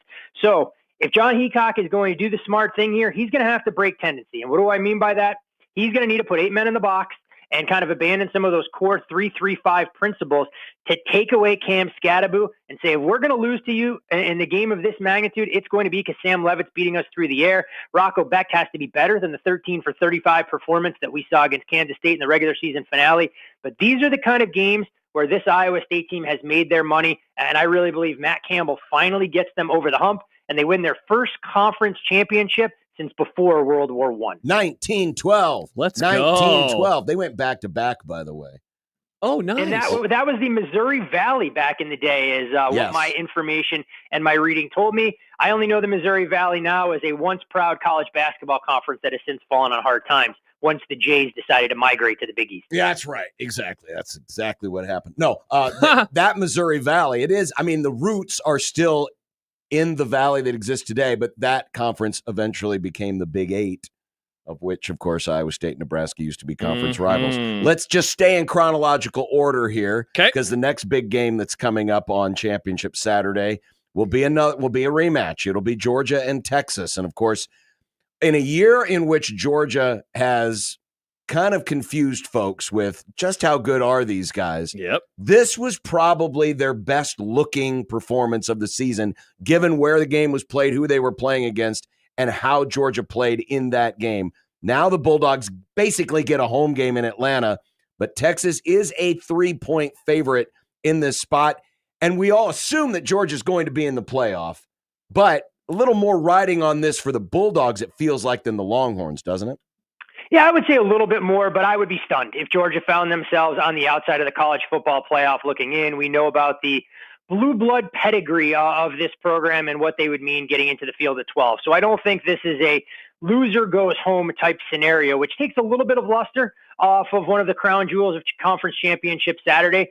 The interesting part about the Bulldogs, and you mentioned their performance against Texas, there is no doubt that is the best that the Georgia defense has looked all season long. Now, as far as the Georgia offense in that game, well, that left a little bit to be desired. They didn't have more than 300 total yards, and you dig through their drive summary, gentlemen, I'm going to go out on a limb and say what they did in that game won't be easily repeated here when you go 4 plays, 13 yards, touchdown, 7 plays, 13 yards, field goal, 3 plays, 34 yards, touchdown, 7 plays, 25 yards, field goal, 4 plays, 4 yards, field goal before you actually march the field. So if Texas is going to make Georgia beat them, I'd suggest making them go at least 60-plus yards. I have seen some sharp money come in on the Longhorns in the first half, thinking that Steve Sarkisian and that script is going to be tough for Georgia to kind of be able to rise up against early in the contest. If this game was a winner-take-all type scenario, and I guess I'm downplaying the magnitude of being a conference champion, I would be very inclined to go under the totals. I think both of these offenses will find it difficult to sustain drives, especially with a Texas offensive line that's banged up and a Georgia team that really hasn't been able to find consistency in the ground game. And Texas, to their credit, they've kind of changed their DNA. Since that Georgia game and the following week against Vanderbilt where they had issues in protection, they've become a run-first approach, running the ball on more than 50% of their offensive snaps. Lean Texas in the first half ever so slightly. Lean Georgia plus the field goal for the full game. And as you guys can tell, I probably won't have an investment on this one unless something drastically changes between now and kickoff at 3 o'clock Central on Saturday afternoon. Todd, to the ACC championship game we go next. This one is, of course, in Charlotte. Clemson has played in a bevy of these in the Dabo Swinney era, and meanwhile, now SMU comes in year one from a G5, and they've made it here undefeated in league play, and they are short favorites. Like again, the discussion was really interesting on the pod with these two teams because, you know, competition-wise, it's like, who have they played? When Clemson plays good teams, they usually lose. How do you see this one? A fascinating game for probably all the wrong reasons, especially if you're an SMU fan who went, wait a second, we're not 100% in the playoff, even if we lose, despite running the table in a Power 4 league. And I would tell those SMU fans, just ask Florida State how they felt when they not only ran the table during the regular season, but also won the conference championship and were left out of the 14 playoff, albeit without their starting quarterback. Clemson, to your point, is not the vintage Clemson that we have seen in the past. Arguably the worst defense that Dabo Swinney and company have fielded over the last decade, but none of that matters if Clemson is able to take care of business here, feeling like a true cat, being given 9 lives. They should send Christmas cards, thank you notes, and holiday baskets to Fran Brown and anybody associated with that Syracuse football program for opening this opportunity for them. What's interesting in this game is that Clemson actually opened as a short favorite out here in the desert. We've seen SMU move into that short favorite role now as a 1.5, 2-point chalk. The pipe dream for me would be to be able to get Clemson plus the 3, as I think Cade Klubnik and the Clemson offense is really going to be a jolt to an SMU defense that's answered the bell when they've been tested, but go through the strength of schedule, look at some of the opposing offenses, and for a team that loves to play its DBs on an island, the athletes that Clemson has to work in space going to be the best unit that SMU has faced since they played Louisville, back in the middle of October. So for me, I lean Clemson here plus the points. The total has been a full-blown battle. We saw it open 53.5, get as high as 57, and come back down. I think that level of familiarity for Clemson and a home game of sorts, assuming their fans will travel, and Dabo's sterling track record in this game and the ACC championship, albeit mainly as a favorite compared to an underdog, is just too hard for me to ignore. Clemson or pass here. I'm going to make Rhett Lashlee bunch prove to me that they can go out there and win with all the pressure on their shoulders. Thanks to Michigan, Penn State has found their way into the conference championship game where they will take on Oregon, a team that clinched a couple of weeks ago. Oregon they are the one lone soldier left with no losses on their resume. Meanwhile, Penn State, there's the loss against Ohio State about 5 weeks ago. But since then, they dominated Washington, dominated Purdue, eked by Minnesota, dominated Maryland. I've been a little confounded by this line. I thought Oregon would be more than a 3.5-point favorite. I'm curious what your thoughts are. This, in my opinion, is going to be a game where we get professional bettors lining up on one side, making a case for Penn State with the better ground game and what, in theory, by the counting stats and the underlying metrics, is the better defense against the recreational bettors who see that gaudy undefeated record for Oregon and go, this is an awfully cheap price for me to back the Ducks.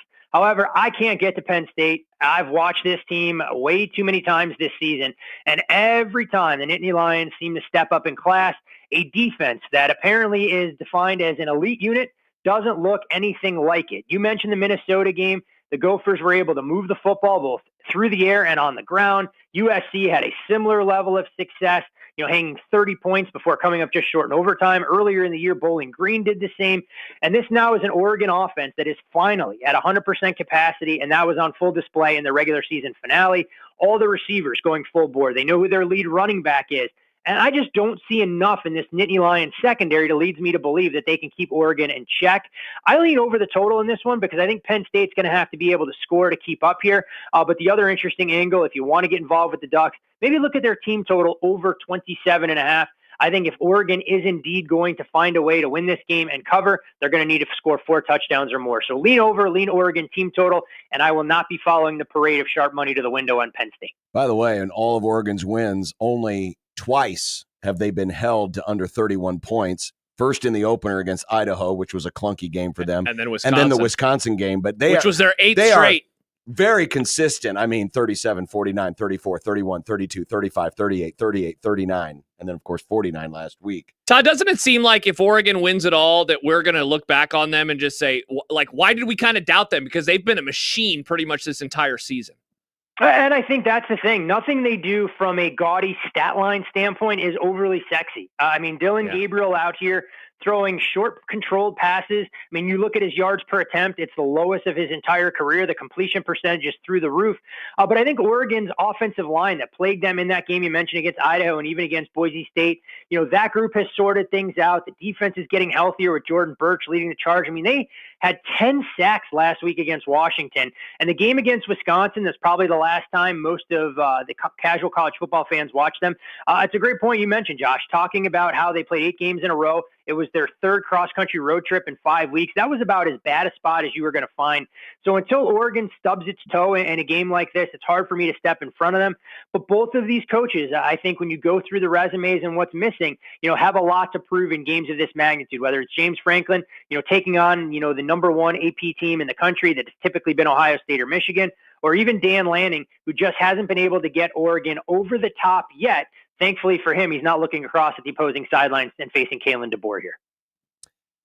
Todd Furman, Bet the Board podcast. Make sure you check it out. Now, while the college podcasts, we'll still have bowl games, and we have Army-Navy next week.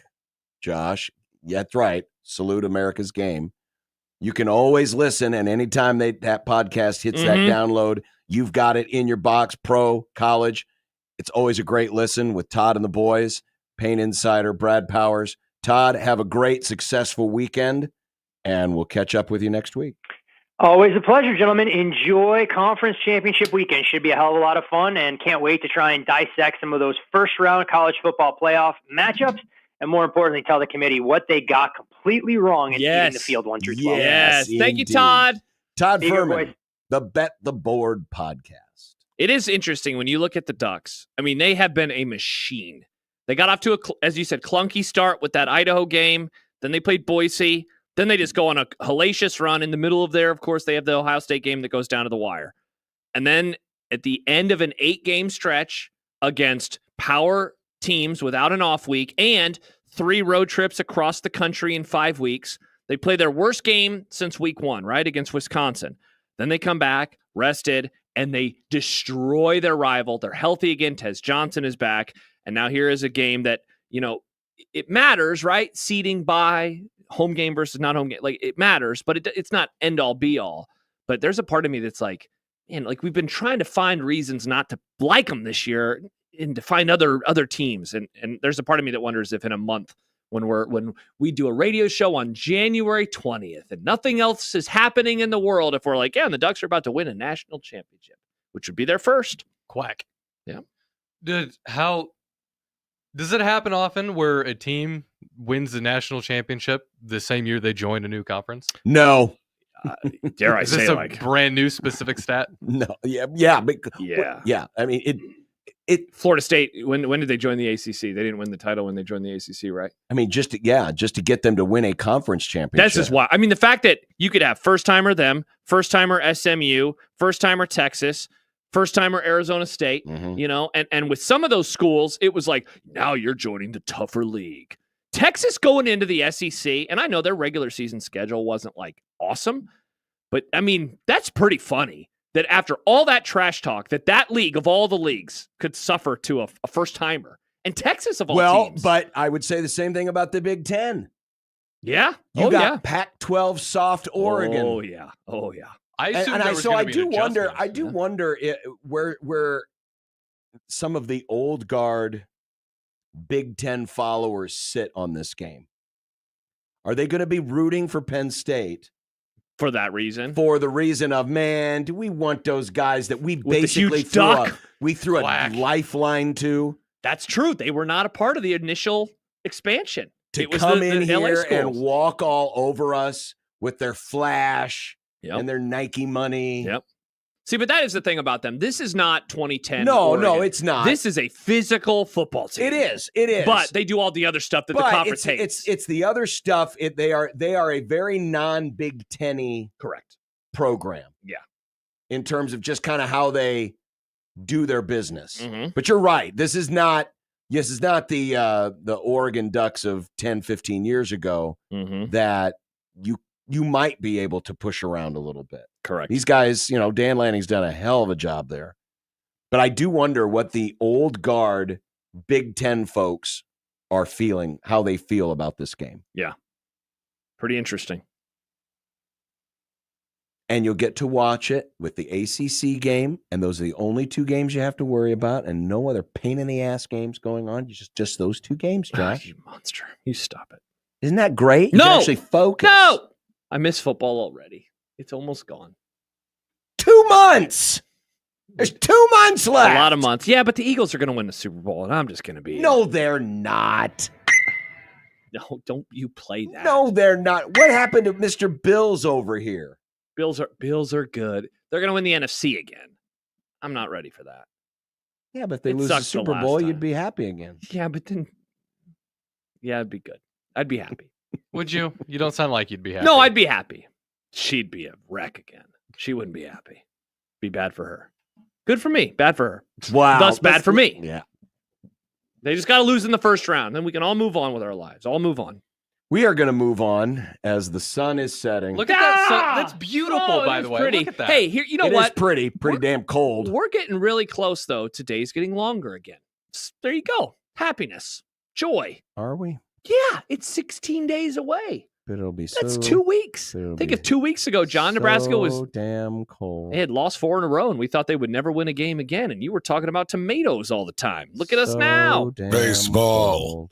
Kevin says the Chiefs will win it all. No, they will not. They're not even going to win the AFC. Everybody knows it. Except for people who have their heads buried in the sand. The Chiefs do have that weird devil magic thing happening. It won't happen in the playoffs. Because then by the playoffs time, they don't get to play the Raiders anymore. Congrats on beating the Raiders in a stupid fashion. Congrats. Oh, it's like the Bills. Congrats on beating the Jets and the Patriots. Hey, remember when the Dolphins? What about the Bills when they played the Chiefs? Were the Chiefs hurt that week? No. No, they were in pretty good shape, actually. Same health as they'll be in the playoffs. Well, it's different. Interesting, Nick. What about when the Bills wiped the floor with the 49ers? Everyone's precious 49ers. Well, the 49ers aren't good this season. They're not, but they Everybody won by knows that. 25. You know how much the Chiefs beat the 49ers by, Nick? 10. Every day is different, Josh. Interesting, Every Nick. This game is different. fascinating. This is fascinating. It is time for the happy hour on 1620 The Zone.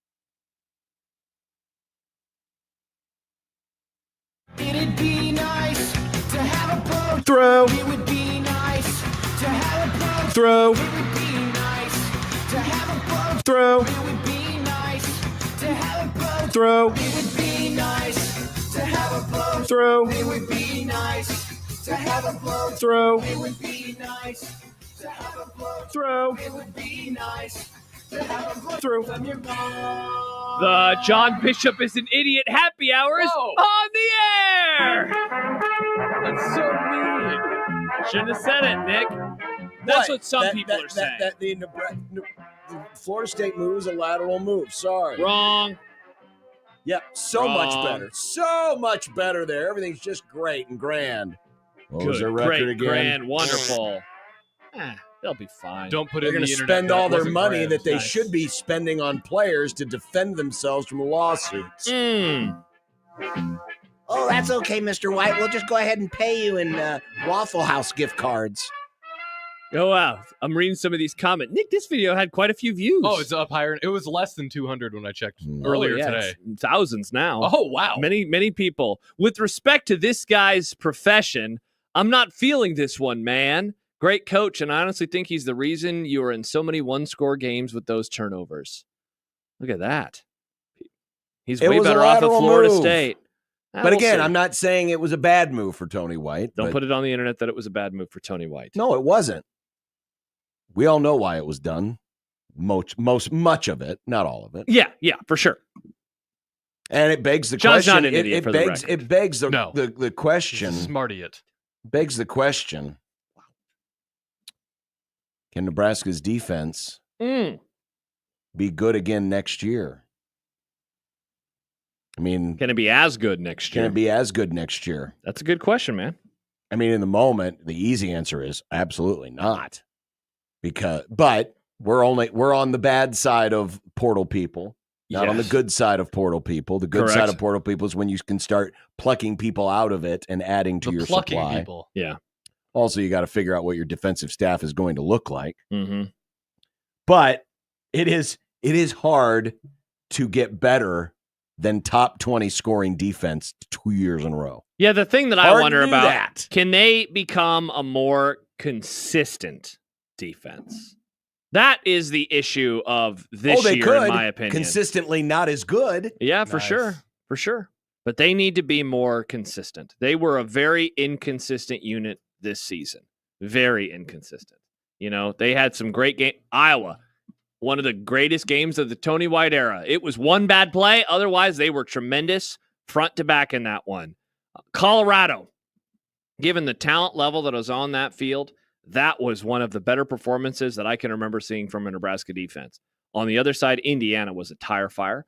UCLA, they were so bad in the early goings that it never gave their offense and not like the offense was playing great. Well, that day. and see, that's the point is, and this is kind of what has bothered me about the conversation this week. A lot of the hand wringing of, well, thank goodness he's gone. Now we can get better again. Yeah. Is just ignoring the obvious thing in front of your face, and that is your offense. You want to talk about inconsistent? Thy name is the Nebraska offense. Very inconsistent. See, but I would say they were consistent. To go back to what you just said a minute or two ago, consistently awful. Well, sure. Consistently inconsistent. Sure, they were not bad. They were not good, and that's the reason why I've grown a little frustrated with folks who think that this. Yeah, and part of this does come from the fact that, well, Nebraska's made a move on the offensive side, and everyone assumes they're going to be much better. But on the offensive side, on the offensive side, yeah, for sure, they assume they're going to be much better. Yeah, but instead of losing 13 to 10 games, will they be losing 35 to 32 games? Yeah, it's a great question. Who knows? But the facts are the facts, and that is, I mean, just imagine if we would have come on this program exactly 2 years ago and said what they were going to be, and said, friends, I was still 25. Friends, we have been given an exclusive contract that you all can collectively sign, and this contract says you'll have a top 20 scoring defense the next 2 years. You would have people you would have had people driving, careening into the sunset through the oncoming traffic off of Dodge Street, crashing into our sign that desperately needs fixed because it still has that giant burnt out light section. And so now it looks like power whatever. Yeah. Got him. Yeah, it's pretty bad. Because it looks like a bad can Canva. and breaking the sign. I don't know what that looks like. To storm our studio and say, "Give me a pen, I want to sign." Insurrect us? Yeah, Headley They would writes. insurrect us to sign that contract. Let me read this comment from Headley. Did we all think Tony was going to make us a top 25 unit last year? Headley, we didn't think he was going to do it 2 years ago, and he did. Like, he turned that defense and then around. back it up and do it again. He turned that side of the ball around so damn fast. So that is how I feel, John. I'm with you wholeheartedly on this one. They were not perfect on that side of the ball this year. And I would say that they were worse than they were last year, but they were still a good unit. They were, again, not perfect, good unit. But I also am giving him a little bit of grace too, man, because I don't think it was all his fault that side of the ball took a step back. I think it was... Cue the song, Too Many Cooks. Too Many Cooks. I think that was a part of it, man. I really do. This is the wow top 20 scoring defenses in the country as of today and the records of all of the teams therein. Nebraska is tied for 19th with SMU. Yep. So this is the top 20 teams in the Look nation. at those records. In scoring defenses. And, oh, look, all the heavy hitters are here. Ohio State, Texas, Tennessee, Penn State, Indiana, Army, Oregon, hell, Iowa State, SMU. And, yeah, you've got some teams with single-digit wins. Mississippi, Ole Miss is 9-3. Alabama. Miami of Ohio is 8-4. Minnesota is 7-5. Northern Illinois is 7-5. But the one thing that just kind of sticks out there is you got lonely old 6-6 Nebraska in this list of top 20 scoring defenses. In other words, the documentary that you made this year, it turned out to be true again because they're still chasing points. Oh, that's what they should have called it, chasing points, not chasing three. They are the only team on here that is 500. They're the worst records. There are 2 7-5 teams. There are 2 8-4 teams. There are 5 9-3 teams, and then everyone else is at 10 wins, 11 wins, or the lone undefeated team, the Oregon Ducks, at 12-0. That is wild. And that just shows how big of a problem the offense was and how it's like, there's this frustration, and I get it, right? The defense didn't make a stop when they had to. And it's like, yeah, sure, but the offense never scored when they had to. They never did it. Exactly. They never did it. They could have, maybe tried to score a few times before UCLA got up 3 scores on them. Yeah. They could have scored a few times when they were moving the ball against Indiana, but couldn't finish drives. How many times did we bang the drum about the echo, the echo, the echo, the echo? Nebraska didn't have a problem moving the ball. They just couldn't score. They had a problem scoring the ball. Yeah. They were not very good at it. But, again, the conversation about defense... And here's the thing. I think, as we talked a few segments ago about, Matt Rule and maybe he's, taking a deep dive under the hood to examine some things. I still wonder if he's going to want a more hands-on approach with the defense. That the idea is that, hey, Dana's coming in, he's going to work the offense, and I'm not really gonna interfere. And maybe interfere is too strong a word, but have influence or have a large percentage or a decent percentage of the influence.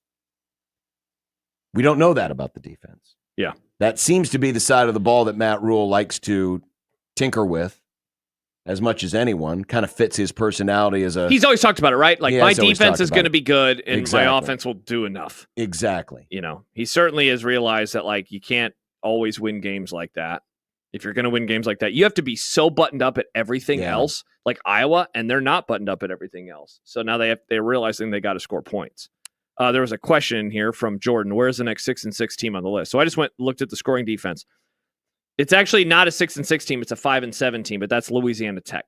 They were tied for 25th with Georgia and Michigan. Michigan, had they not won versus Ohio State, they would have been 6-6, but they're 7-5. Georgia's obviously 10-2. So La Tech, they are tied for 25th. And then the next team ranked below that is 28. So that's how far you have to go to find a team that actually has a worse record than Nebraska. But otherwise, everyone else from Michigan on up is 7-5 or better, except for Nebraska. Again, the point is you had a defense good enough that you should have won 2 years in a row, 8 or 9 games. 2 years in a row, 2 years in a row that you should have won at least 8 or 9 games. You ended up with 5 and 6 wins. Yeah.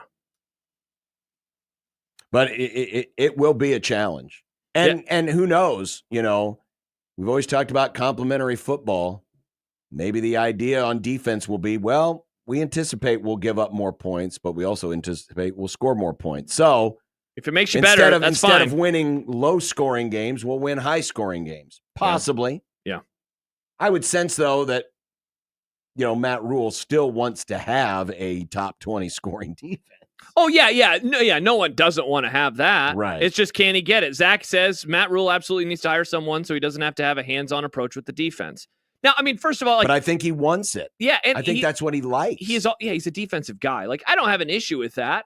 My issue would be is the coordinator out there, calling plays and doing things in a really strong way. If it's Butler with Phil Snow, I'll be honest in saying I'm not super jacked about that. But part of that is that John Butler's position group was, suspect at times in 2024.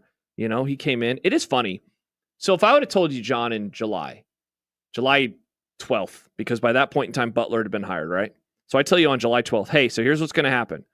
At the end of the year, Tony White's going to leave, and you probably nod your head, yeah, makes sense. And I say, and John Butler is going to be the new DC. And you say, yeah, makes sense to me. That's why they brought him in. But then if I go, yeah, so Tony White's leaving to be the Florida State defensive coordinator, and Butler is going to be the new DC, but Phil Snow is going to be an analyst who is also, probably involved. You'd say, what happened? Why? Yeah. And certainly if you would know how the defensive backs played and how they struggled on that side of the ball in the defensive backfield, you'd just be a little perplexed. It's not that they're making these moves. It's not that Tony White is leaving. It's not that John Butler is perhaps going to be the DC and nothing is official there. It's how we got to this point. That's the surprise, because in July, dude, you can go back and read all the stories. I know that there are many podcasts from back then where I said, yeah, he'll probably be the next DC, because that's what it seemed like. He wanted to be a coordinator. That's why he left Buffalo in the first place. Oh, yeah, it makes sense that he wants to come to Nebraska. He'll probably be the next coordinator. I had you upload this, and I wanted to get to it. This was Ryan Day this week. Where's Lou Holtz? No, he wasn't asking about where Lou Holtz is. Where's Ryan today? But he was asked about his future with the Ohio State. Feel their frustration. I don't know what else to tell you. There's no way to defend losing 4 years in a row. But I know this, we're going to play really hard in this game. We're going to swing as hard as we possibly can. And, we got a great group of guys. And so, this is going to move on to, this next challenge, and we got to go attack it with everything that we possibly have. And, and that's about it. I get the frustration. I know what comes with this job, but we also, we've won a lot of games around here too. We've lost some key ones, I know, but, we're right there, and we got to keep swinging at it. We got to keep cracking it. And sometimes when, you're really, really close and you feel frustrated, you just got to push through, and that's what we're going to do. Is it a tough look to say we're going to keep swinging after a fight broke out on the field the last time you played? Nice, Nick. Really? Nice. That's a phrase that people use often. Yeah. What were you going to say? Well, I was going to say that doesn't sound like a coach who's leaving town, now does it? Well, yesterday Matt Rule was like, yeah, Garrett McGuire's going to be back, and look what happened 24 hours later. You're going to trust what a coach says at a press conference? What's he going to say? Yeah, I'm leaving after we lose. Are you saying that all coaches lie at press conferences? They certainly lie. Yeah, of course they do. I would be surprised.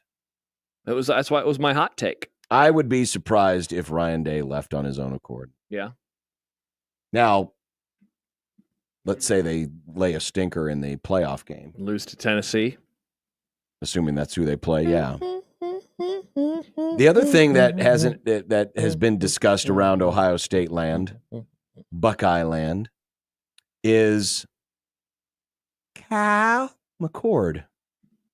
You remember Kyle? from such hits as, I used to be Ohio State's quarterback, but I didn't beat Michigan last year, so the folks wanted me out of town. Also and so from I such left, hits I as- transferred and almost went to Nebraska until Dylan said, I don't want to go to Georgia. Yep. But Kyle McCord ended up at Syracuse. And Kyle McCord, while the team he used to play for lost Thanksgiving weekend, the new team he plays for won Thanksgiving weekend thanks to his efforts. Yeah, they did. And that was the team that could have been in the playoff mix if they wouldn't have blown a game or two in the regular season, man. 9-3. Good year. McCord was asked about Ohio State's loss. He said, everything comes full circle. Ha, ha, ha, ha, ha. And it is amazing. Jimmy Watkins, who used to work this area. Jimmy!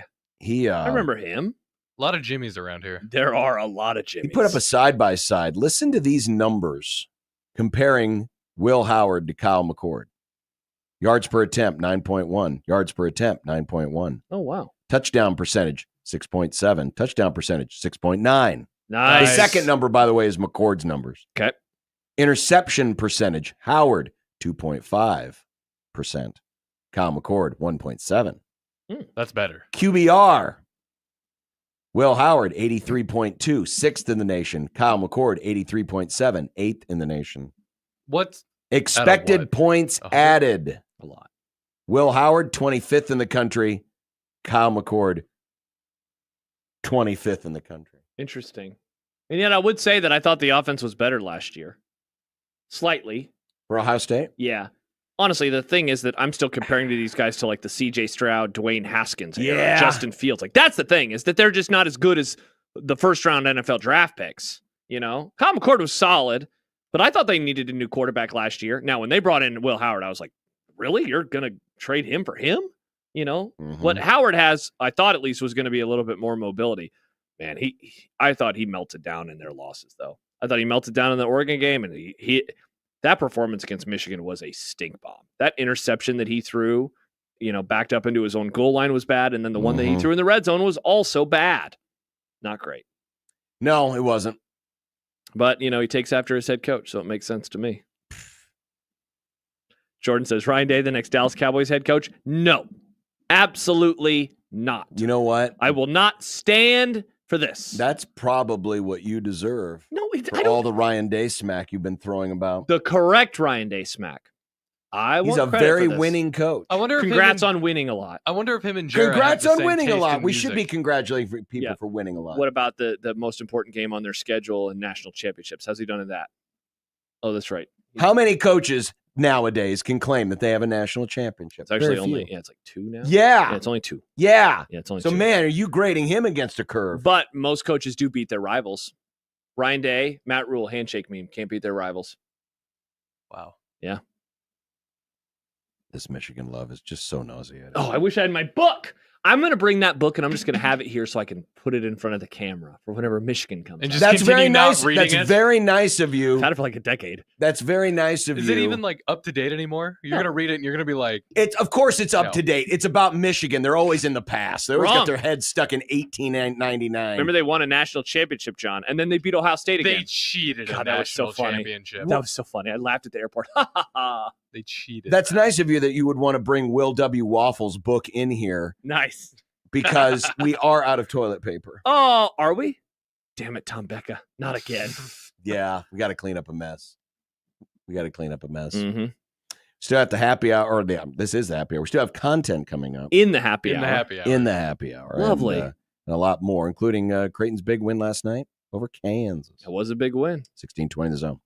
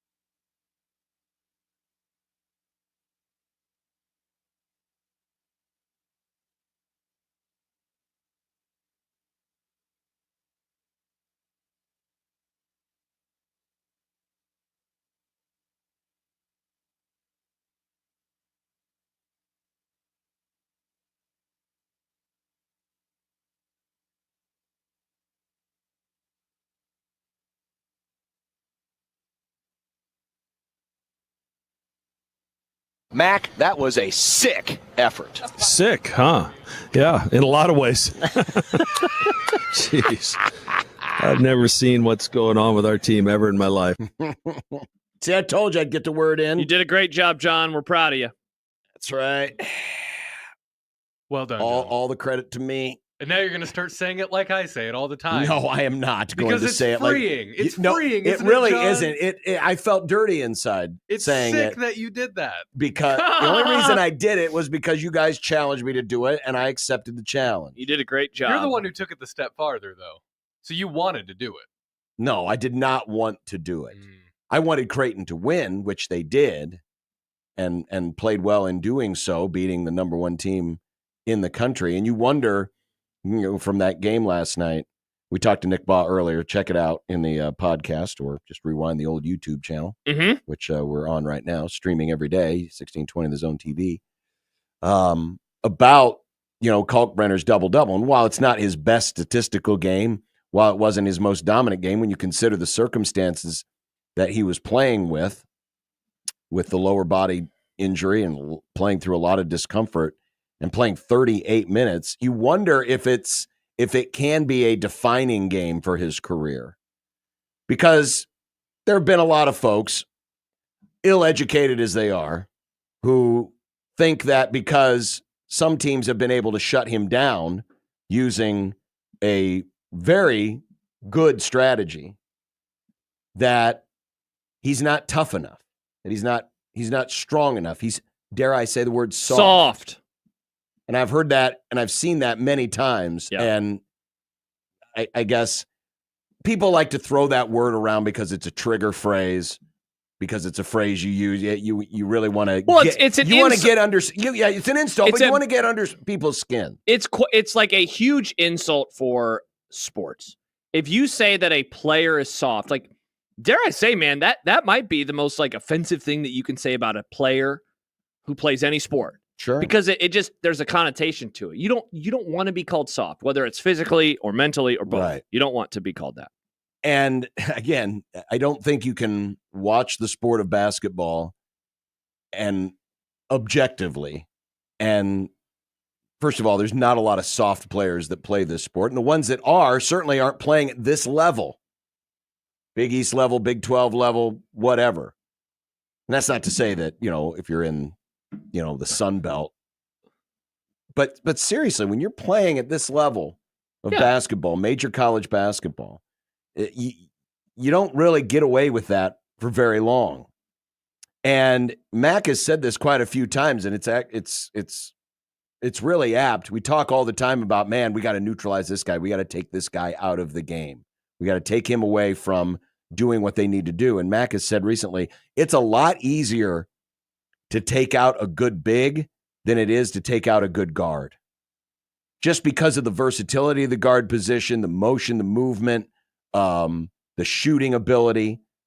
With a center, the Nebraska strategy of, doubling down, cheating off of shooters, basically daring teams, as Creighton did last night. They made DeJuan Harris shoot. They essentially, their plan was not identical, but in the same vein as what Nebraska was doing to Creighton a couple of weeks ago. But their job was, hey, we're not going to let these two guys beat us. It's going to have to be somebody else. And then it's going to be incumbent upon that team to make some shots. Yeah, CJ Moore had a really good write-up in The Athletic today about, with some screenshots and some video in terms of what Creighton was doing and how they were kind of goading them into those shots. And, they went on that little run to start the second half, but otherwise they weren't knocking them down, And keep in mind that Kansas run, that 9-0 run that got the game to within one bucket was off live ball turnover. Basically, they had scored 6 fast break points in the course of that run when they had only 2 in the first half. Yeah. So it really wasn't in the vein of the traditional quarter court offense. And, that was the other thing Creighton had to do, was that slow down Kansas's transition game, which they did for the most part, save for really that one stretch there at the beginning of the second half. It was a well-executed defensive strategy. And, the other part of it was Kansas didn't feel the need and quite frankly, probably shouldn't have to resort to cheating off of shooters a little bit because they had themselves an All-American big. Next to him, an All-American, or not an All-American, but a really good quality four-man who doesn't play the four-man position in the way that the modern four-man position is played today. The modern four-man, he pops out and shoots. Yeah. KJ Adams is not a three-point shooter. He doesn't attempt three-point shots. He's more of an inside the paint kind of guy. So you really had a double-headed monster there. So you thought between that and Creighton struggling from outside that, Kansas could play it straight up. And, well, guess what? The Blue Jays, for the 2.5 straight game, 2.5 straight game. Last two games and then that second half of the A&M game. They've been making their threes. A&M game, right? Yeah, A&M game. A&M game. Yeah, we mentioned it with Nick earlier, a couple things. First of all, he brought it up that in the post-game interview he did with Mac last night, Mac didn't say proof of concept, but as he was delivering those quotes to Nick about like needing to kind of see this, that's what I thought of. I love that term for a variety of reasons, and you wonder if this is a proof of concept game. So they were able to do that. But the other thing is, it was that second half, the start of the second half, because I've watched basketball for years, watched football, whatever sport it is, where it's like the team that's the underdog gets on a nice run early, they take a lead, and then the other team claws back. And in a lot of those instances, the favorite then kind of pulls away. And I thought that when it got down to 1, I'm sure everyone in the building was like, man, the first half was fun at least. Mm-hmm. And then they knocked down some shots. And after that, they were able to take control. Their shooting has looked way better in the last 2.5 games. Early on, we're wondering, as I'm watching that first half in Vegas of the game that Happer and I went to, the last half now of this poor shooting, I'm just like, man, I went and talked to somebody who's a Creighton fan at halftime. And that's what I said. I said, man, this just doesn't look like Creighton basketball. He was like, yeah, I agree. It's pretty wild. And now, ever since then, it has. And so what are those? Is that Nebraska through the first half of the A&M stretch? And what is this? And which one, I guess, is more true to what they ultimately will be? Well, it's still early, right? It's a month into the season. Keep in mind, even in the first 4 games in which Creighton dominated, overmatched opponents, they weren't shooting the three with any great percentage. Creighton needs to live in that 35% and above category. Oh yeah, from three. If their way of playing basketball is going to work, because then it takes some pressure off, Kalkbrenner, because now you can't necessarily cheat off shooters. You have to respect them.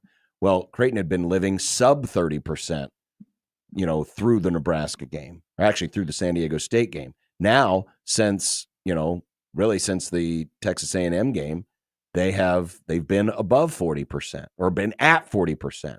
Now that's definitely on the high end. And I'm not saying this team's going to be a 40% 3-point shooting team the rest of the season. If they are, look out.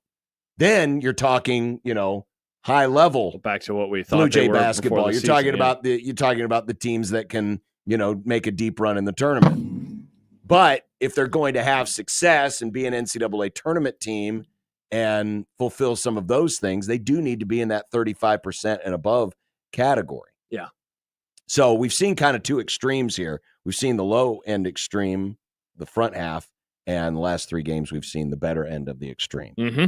So we'll see how it happens, but bouncing back against UNLV is going to be real interesting because you're coming down off that high. It's a short turnaround. It's a short turnaround, and you've got 2 guys. I shudder to think how Stephen Ashworth and Ryan Kalkbrenner are feeling this morning as the adrenaline wore off. Mushy. And the soreness comes back, and your treatment continues. And you got to turn around and kind of ramp yourself back up to getting ready to play a 3:00 game on Saturday, which we will cover right here on 1620 The Zone and our sister station 1019 The Keg. Nice. Don't forget, tomorrow we're out there. Tots! Watching all of those cars lined up on Dodge Street because God You're forbid. allowed to turn in, though. You're allowed to turn in.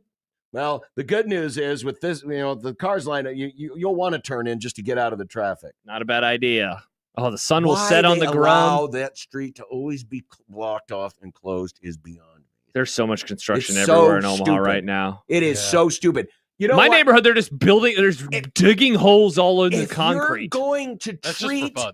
if you're going to treat our streets like it's the middle of the summer, then let it be the middle of the summer again. Sorry, John, that's not how the world works.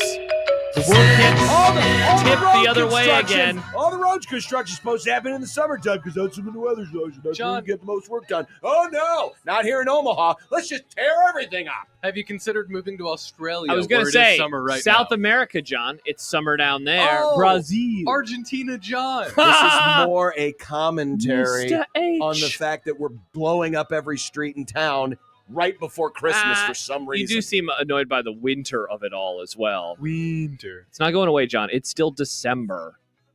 I understand There's some that. winter sickos who are like, But stop trying to take away my winter. It's miserable. Michael, his name is Michael Severe. Yes. No! It's I want spring. It's miserable But with enough football. right now. It's frigid cold. XFL. It's windy all the time. We're being inundated with annoying Christmas carols and Christmas commercials. Comes this time each year. I love Christmas. I love the season. The least they could do is stop tearing up our roads. I'm house sitting this weekend, and I was at my parents' this morning, and It's I got saw to get cold if you're sitting on the house. I saw all these gifts for Christmas morn, and I was like, wow, it's going to be Christmas soon. And that reminded me, I got to shop. So many gifts I still need to buy. Man, I got a gift for somebody recently, John. It's one of those gifts where you're like, can we just give it to this person now? I'm so excited. So shout out to me. God, I hate this holiday. Wow, you hate Jesus. No. Make that the graphic No, on he hates Canva. consumerism. Yeah, you can't be Comrade John. You can't be this guy who loves capitalism I but do hate love Christmas. capitalism. Then you should love Christmas. Yeah, This it's is the like- most capitalistic crap that there is. This is your Well, that's holiday. the problem. It is. This is That's the capitalist problem. holiday. We've spoilt the meaning behind the season. What? Capitalism? And we've turned it into Making Jesus money. was born in nonstop. August. Hey, get yourself He a new was. cell phone for Christmas. People forget that Jesus was born in the summertime. He was in the Middle East. People forget that too. Oh, yeah. People Oh, really forget they'd that. be triggered. Yeah. I've seen a lot of paintings. I mean, Yeah, John, they've been take a fighting a lot of wars over Well, this hey, in the last 2,000 years. When you go to church on Saturday, because I think you're a Saturday church going. I'm not going on Saturday. I'll be here. Have going your to wife take a basketball game. photo of the Jesus at your church, and let's dissect that on Yeah, let's Monday's just look Scrum. let's look at Jesus on Mhm. Monday's Let's talk Scrum. about what he looks like and what country Okay. he looks like he's from. Oh wow, that's Iowa Jesus. Listen, we're not. Nice, John. Why do I need to do that Well when played. we've got a picture of Incredible. Jesus Nick right here in front of us? Uh-huh. Looks like Jesus to me. Uh-huh. Jesus Nick. Jesus Nick. Nice. All right, what do we have in content today? We have. Oh God, bowl projections. I love Bolt. Not really. We're now on a 3-day streak of having an NBA question. Yeah, what is going on this week? I hate this. Well, you know, Don't blame you me. know, football season's only got 2 months left. So. Oh my god. We should be preparing for Nope. Never. And well, you'll find out next Okay, that's a tease. on 1620 The Zone.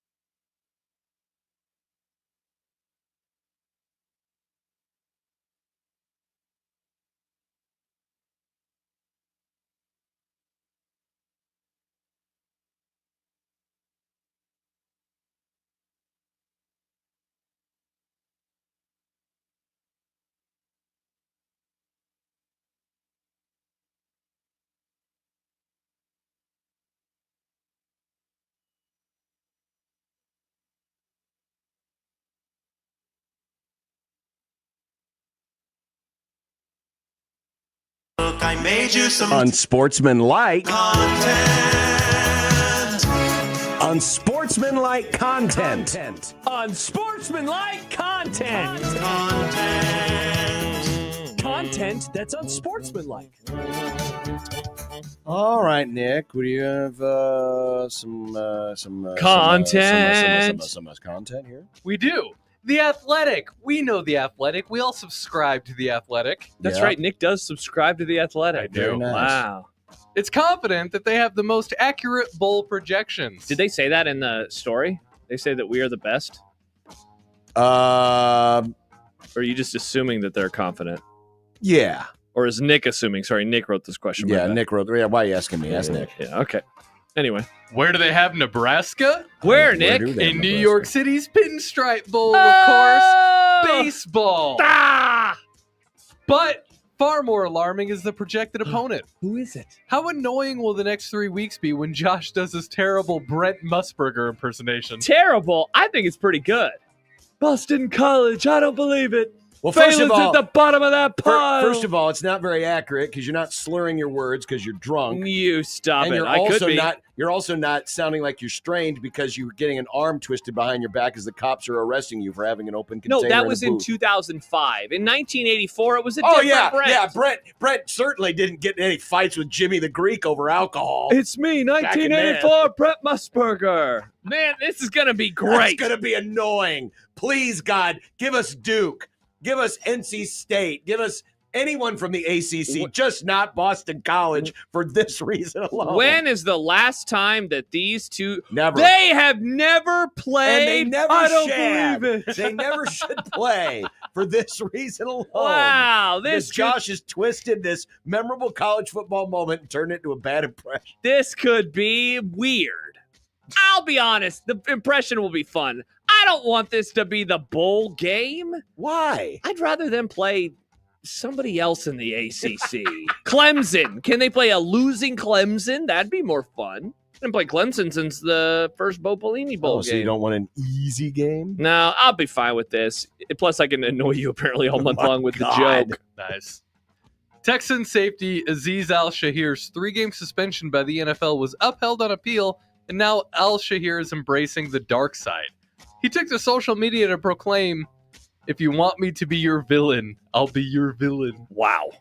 Is he running the risk of further action by the league, or is he just being embarrassingly edgy? That. I don't think that they're going to punish him more for being a moron. Now, if he's a moron on the field again, they will use this as a way to punish him. But no, I don't think that they're going to be like, you also tweeted like I almost said dip bleep. But I'm not going to say that. Thank you. But yeah, nice, Nick. He'll be fine unless, if he acts like a fool, then he will not be fine. How can he... Seriously. I mean, I realize he apologized earlier this week, but how could he not expect that he wasn't going to get hit with a pretty big punishment given what he did and the injury sustained? Trevor Lawrence is done for the season. Al-Shahir can still play games after the 3-game suspension. There's some times where you just need to suck it up, take your punishment, and move on. And this just makes him look really, really bad because I'm not hearing a lot of people around the league saying, yeah, I didn't have a problem with what he did. No, everybody had a problem with what he did. This is not a wise look.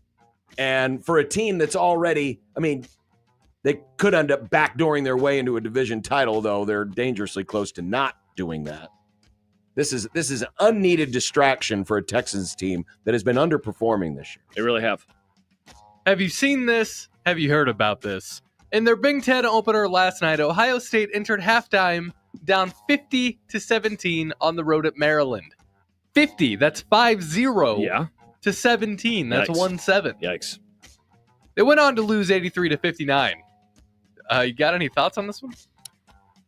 I mean, sometimes it's just not your night. No, it is not. It's a miss shot game, John. That is a bad way to go down. A really bad way to go down, especially in your first conference game. Yeah, I saw a tweet. I follow someone who's a Maryland fan, and I saw a tweet that was just like a bunch of turtle emojis, and I was like, oh, they must be playing good at basketball tonight. And then I saw the halftime score, and I thought, goo! It's a lot of points to lose by. You thought goo? Goo! It was mushy. Yes, Ohio State's offense was mushy. Not good. You don't want a mushy offense. No. Anything else to add, John? No, he started this one. He answered Yeah. first, Nick. Oh, he had a look on his face. No, I had no look on my face. There's no look at all. There's no look. Speaking of blowouts, the Nice. Creighton women won their 5th straight yesterday, trouncing Wow. Xavier 82-54. It's a good word. Great word, Nick. Have the Jays started clicking with some of their new pieces? I definitely think they have, and it certainly started with the win over Nebraska a couple of weeks back. They won that one by 6, and every other game that they have played since then, they have won all these by over 20 points. Yeah, Wichita by 28, Syracuse by 27. 27, then another 20, or then 22, and now.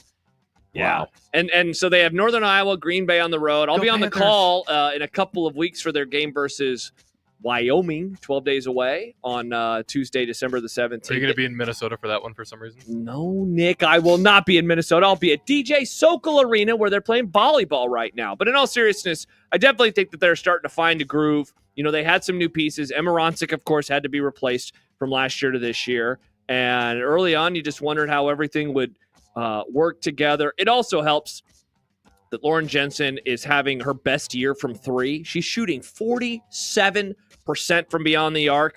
Morgan Molly is at 48%, and Keani Lockett is shooting over 45% from 3 as well. So they are really doing a good job at knocking down the shots from beyond the arc. Holy Mitch Holtis.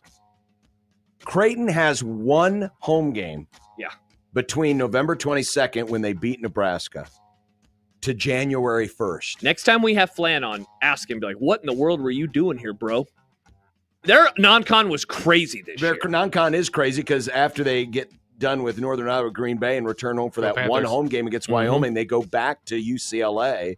They're playing that game in San Francisco against the Bruins. And then their first their second Big East game, because Xavier obviously was the first, is at St. John. So again, they will go from before Thanksgiving, the Friday before Thanksgiving, to New Year's Day playing home game. Holy Mitch Holtis. That was I'm going to funny. remember. I mean, remind me to mention that to Mitch next week. Say, hey, you think the Chiefs got problems with the schedule? Check out this. Check out this. Nice. Not a bad And idea. then Jim Flannery can say, Nice, Nick. Now, the difference is the Creighton women's basketball team is actually blowing teams out. The Chiefs are just eking by the skin. Tiny baby wins. Eking. Yeah. Talk about basketball. I mean, you could skip ahead if you wanted to, Nick. Oh, John teased it. That's true. We I got to do did. it now. The Lakers were 10-4. They're now 12-10 and just got thumped by 41 to Miami. Yikes! JJ Redick is stunned. Are you stunned by the Lakers' free fall? Well, it does seem to coincide with LeBron's little slump. And shocking, JJ Redick was virtually no coaching experience. Now in a coaching job with the Lakers is I don't know what to do. I mean, this has become the Lakers franchise. You know, it's sad because those of us who are used to hanging a lot of banners in the NBA, Oh, and here celebrating we our great go. success. You know, Nebraska needed Oklahoma. They needed each other. They pushed each other back in the glory days of the Big 8 Conference. In the association, we Celtics, we need someone to push us. We need that other Gold Star franchise. Who's going to be our Gold Star franchise? Who's left out there? It's like Lakers the will be back. association is just saying, here, Go Lakers. here, Boston, here's banner 19, and while you're at it, here's 20 and 21 and 22. It's really sad. It's pathetically sad that the Lakers have just allowed themselves to let themselves go like this. It's kind of like late stage Marlon Brando. Wow. Speaking of Boston, they announced their gear today for the Boston Marathon next year, and I'm getting excited, boys. Training starts on Monday. The gear, the jacket. Have you been practicing? How cool is that going to be? Look at that. You're not running in a jacket. No, I'll get it, though, you wear it afterwards. Have you been practicing your slurs so you can blend in with the Nick, I would never practice my slurs. That's right. You already know them, right? See, you only see the public parts of the Boston Marathon. Little do you know, at mile 13, everyone must utter. It's like a triathlon, except the different. It's just a bunch of slurs. Just a bunch of slurs. There will be no slurs said by yours truly, and hopefully none of the other competitors as well. Do you get to run by that place that Matt Damon slapped the note up on the glass and said, "How Great about them question. apples?" I don't know. Do you get to do that? My guess is no. Is the but- game happening during the marathon, or is the game over before you get there? Well, the baseball game starts at 10 a.m. It's during the marathon. yeah. I will probably be done early on in the baseball game. Do you think Some competitors will not be Do there. you think there's going to be stragglers heckling you guys as you run past? No, apparently, in all seriousness, it seems like people in Boston are just like awesome, like in terms of their support, and like they really Well, get you don't behind the run- runners. they don't run past I Fenway thought they Park, did. right? I thought It's a few blocks away. There's Yeah, this moment where there's- you pass the Sitgo sign, but it's it's Yeah, outside. yeah, I thought they ran right by it. No, Fenway. no, you wouldn't want that that kind would of. be it. That'd be a disaster. Yeah, traffic wise. would be bad. Yeah. All right, what's for dinner's next on 1620 The Zone?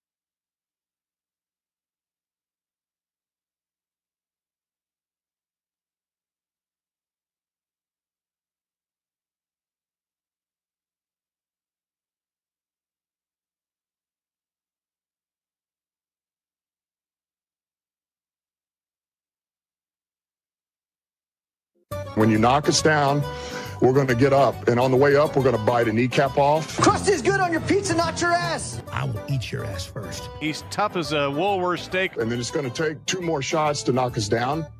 All right. And on the way up, we're going to take your other kneecap. I'm ready to hang them up, gut them, and skin them, and chop them up. You know what? I'm ready. My daughters aren't starving to death. I'll eat my neighbors. And we're going to get up, and then it's going to take 3 shots to get us down. And when we do, we're going to take another hunk out of you. Cliff, what are you going to take away as your best memory from playing basketball at Boston College? Probably just like going out to eat. They had a nice little pregame spread. They had some barbecue pulled pork and nice, delicious fresh cut green beans. Love good green beans. Oh, nice. A little butter, a little salt, a little pepper. Had the kookaburra cookies. Oh, you didn't bring me one. Oh, off the top rope, John with a kookaburra cookie for Nick, because you haven't had one yet, right? I've had one once. Oh, God, they're so good. John, man. I love you. What a guy. I love you, John. Shout out to John. What a guy. Oh, multiple kookaburra cookies? Well, I had to give him the one that I didn't pull off. I pulled a couple of bites off of this one. Oh, I thought you had one for me. Well, No, you can have it. I just pulled it off. No, it's okay. Thank you, John. I was like, sweet, what a guy. This is awesome. Yeah, those cookies I'm rock. stoked. So good. I'm going to go home and I'm going to have some fun tonight. Yeah?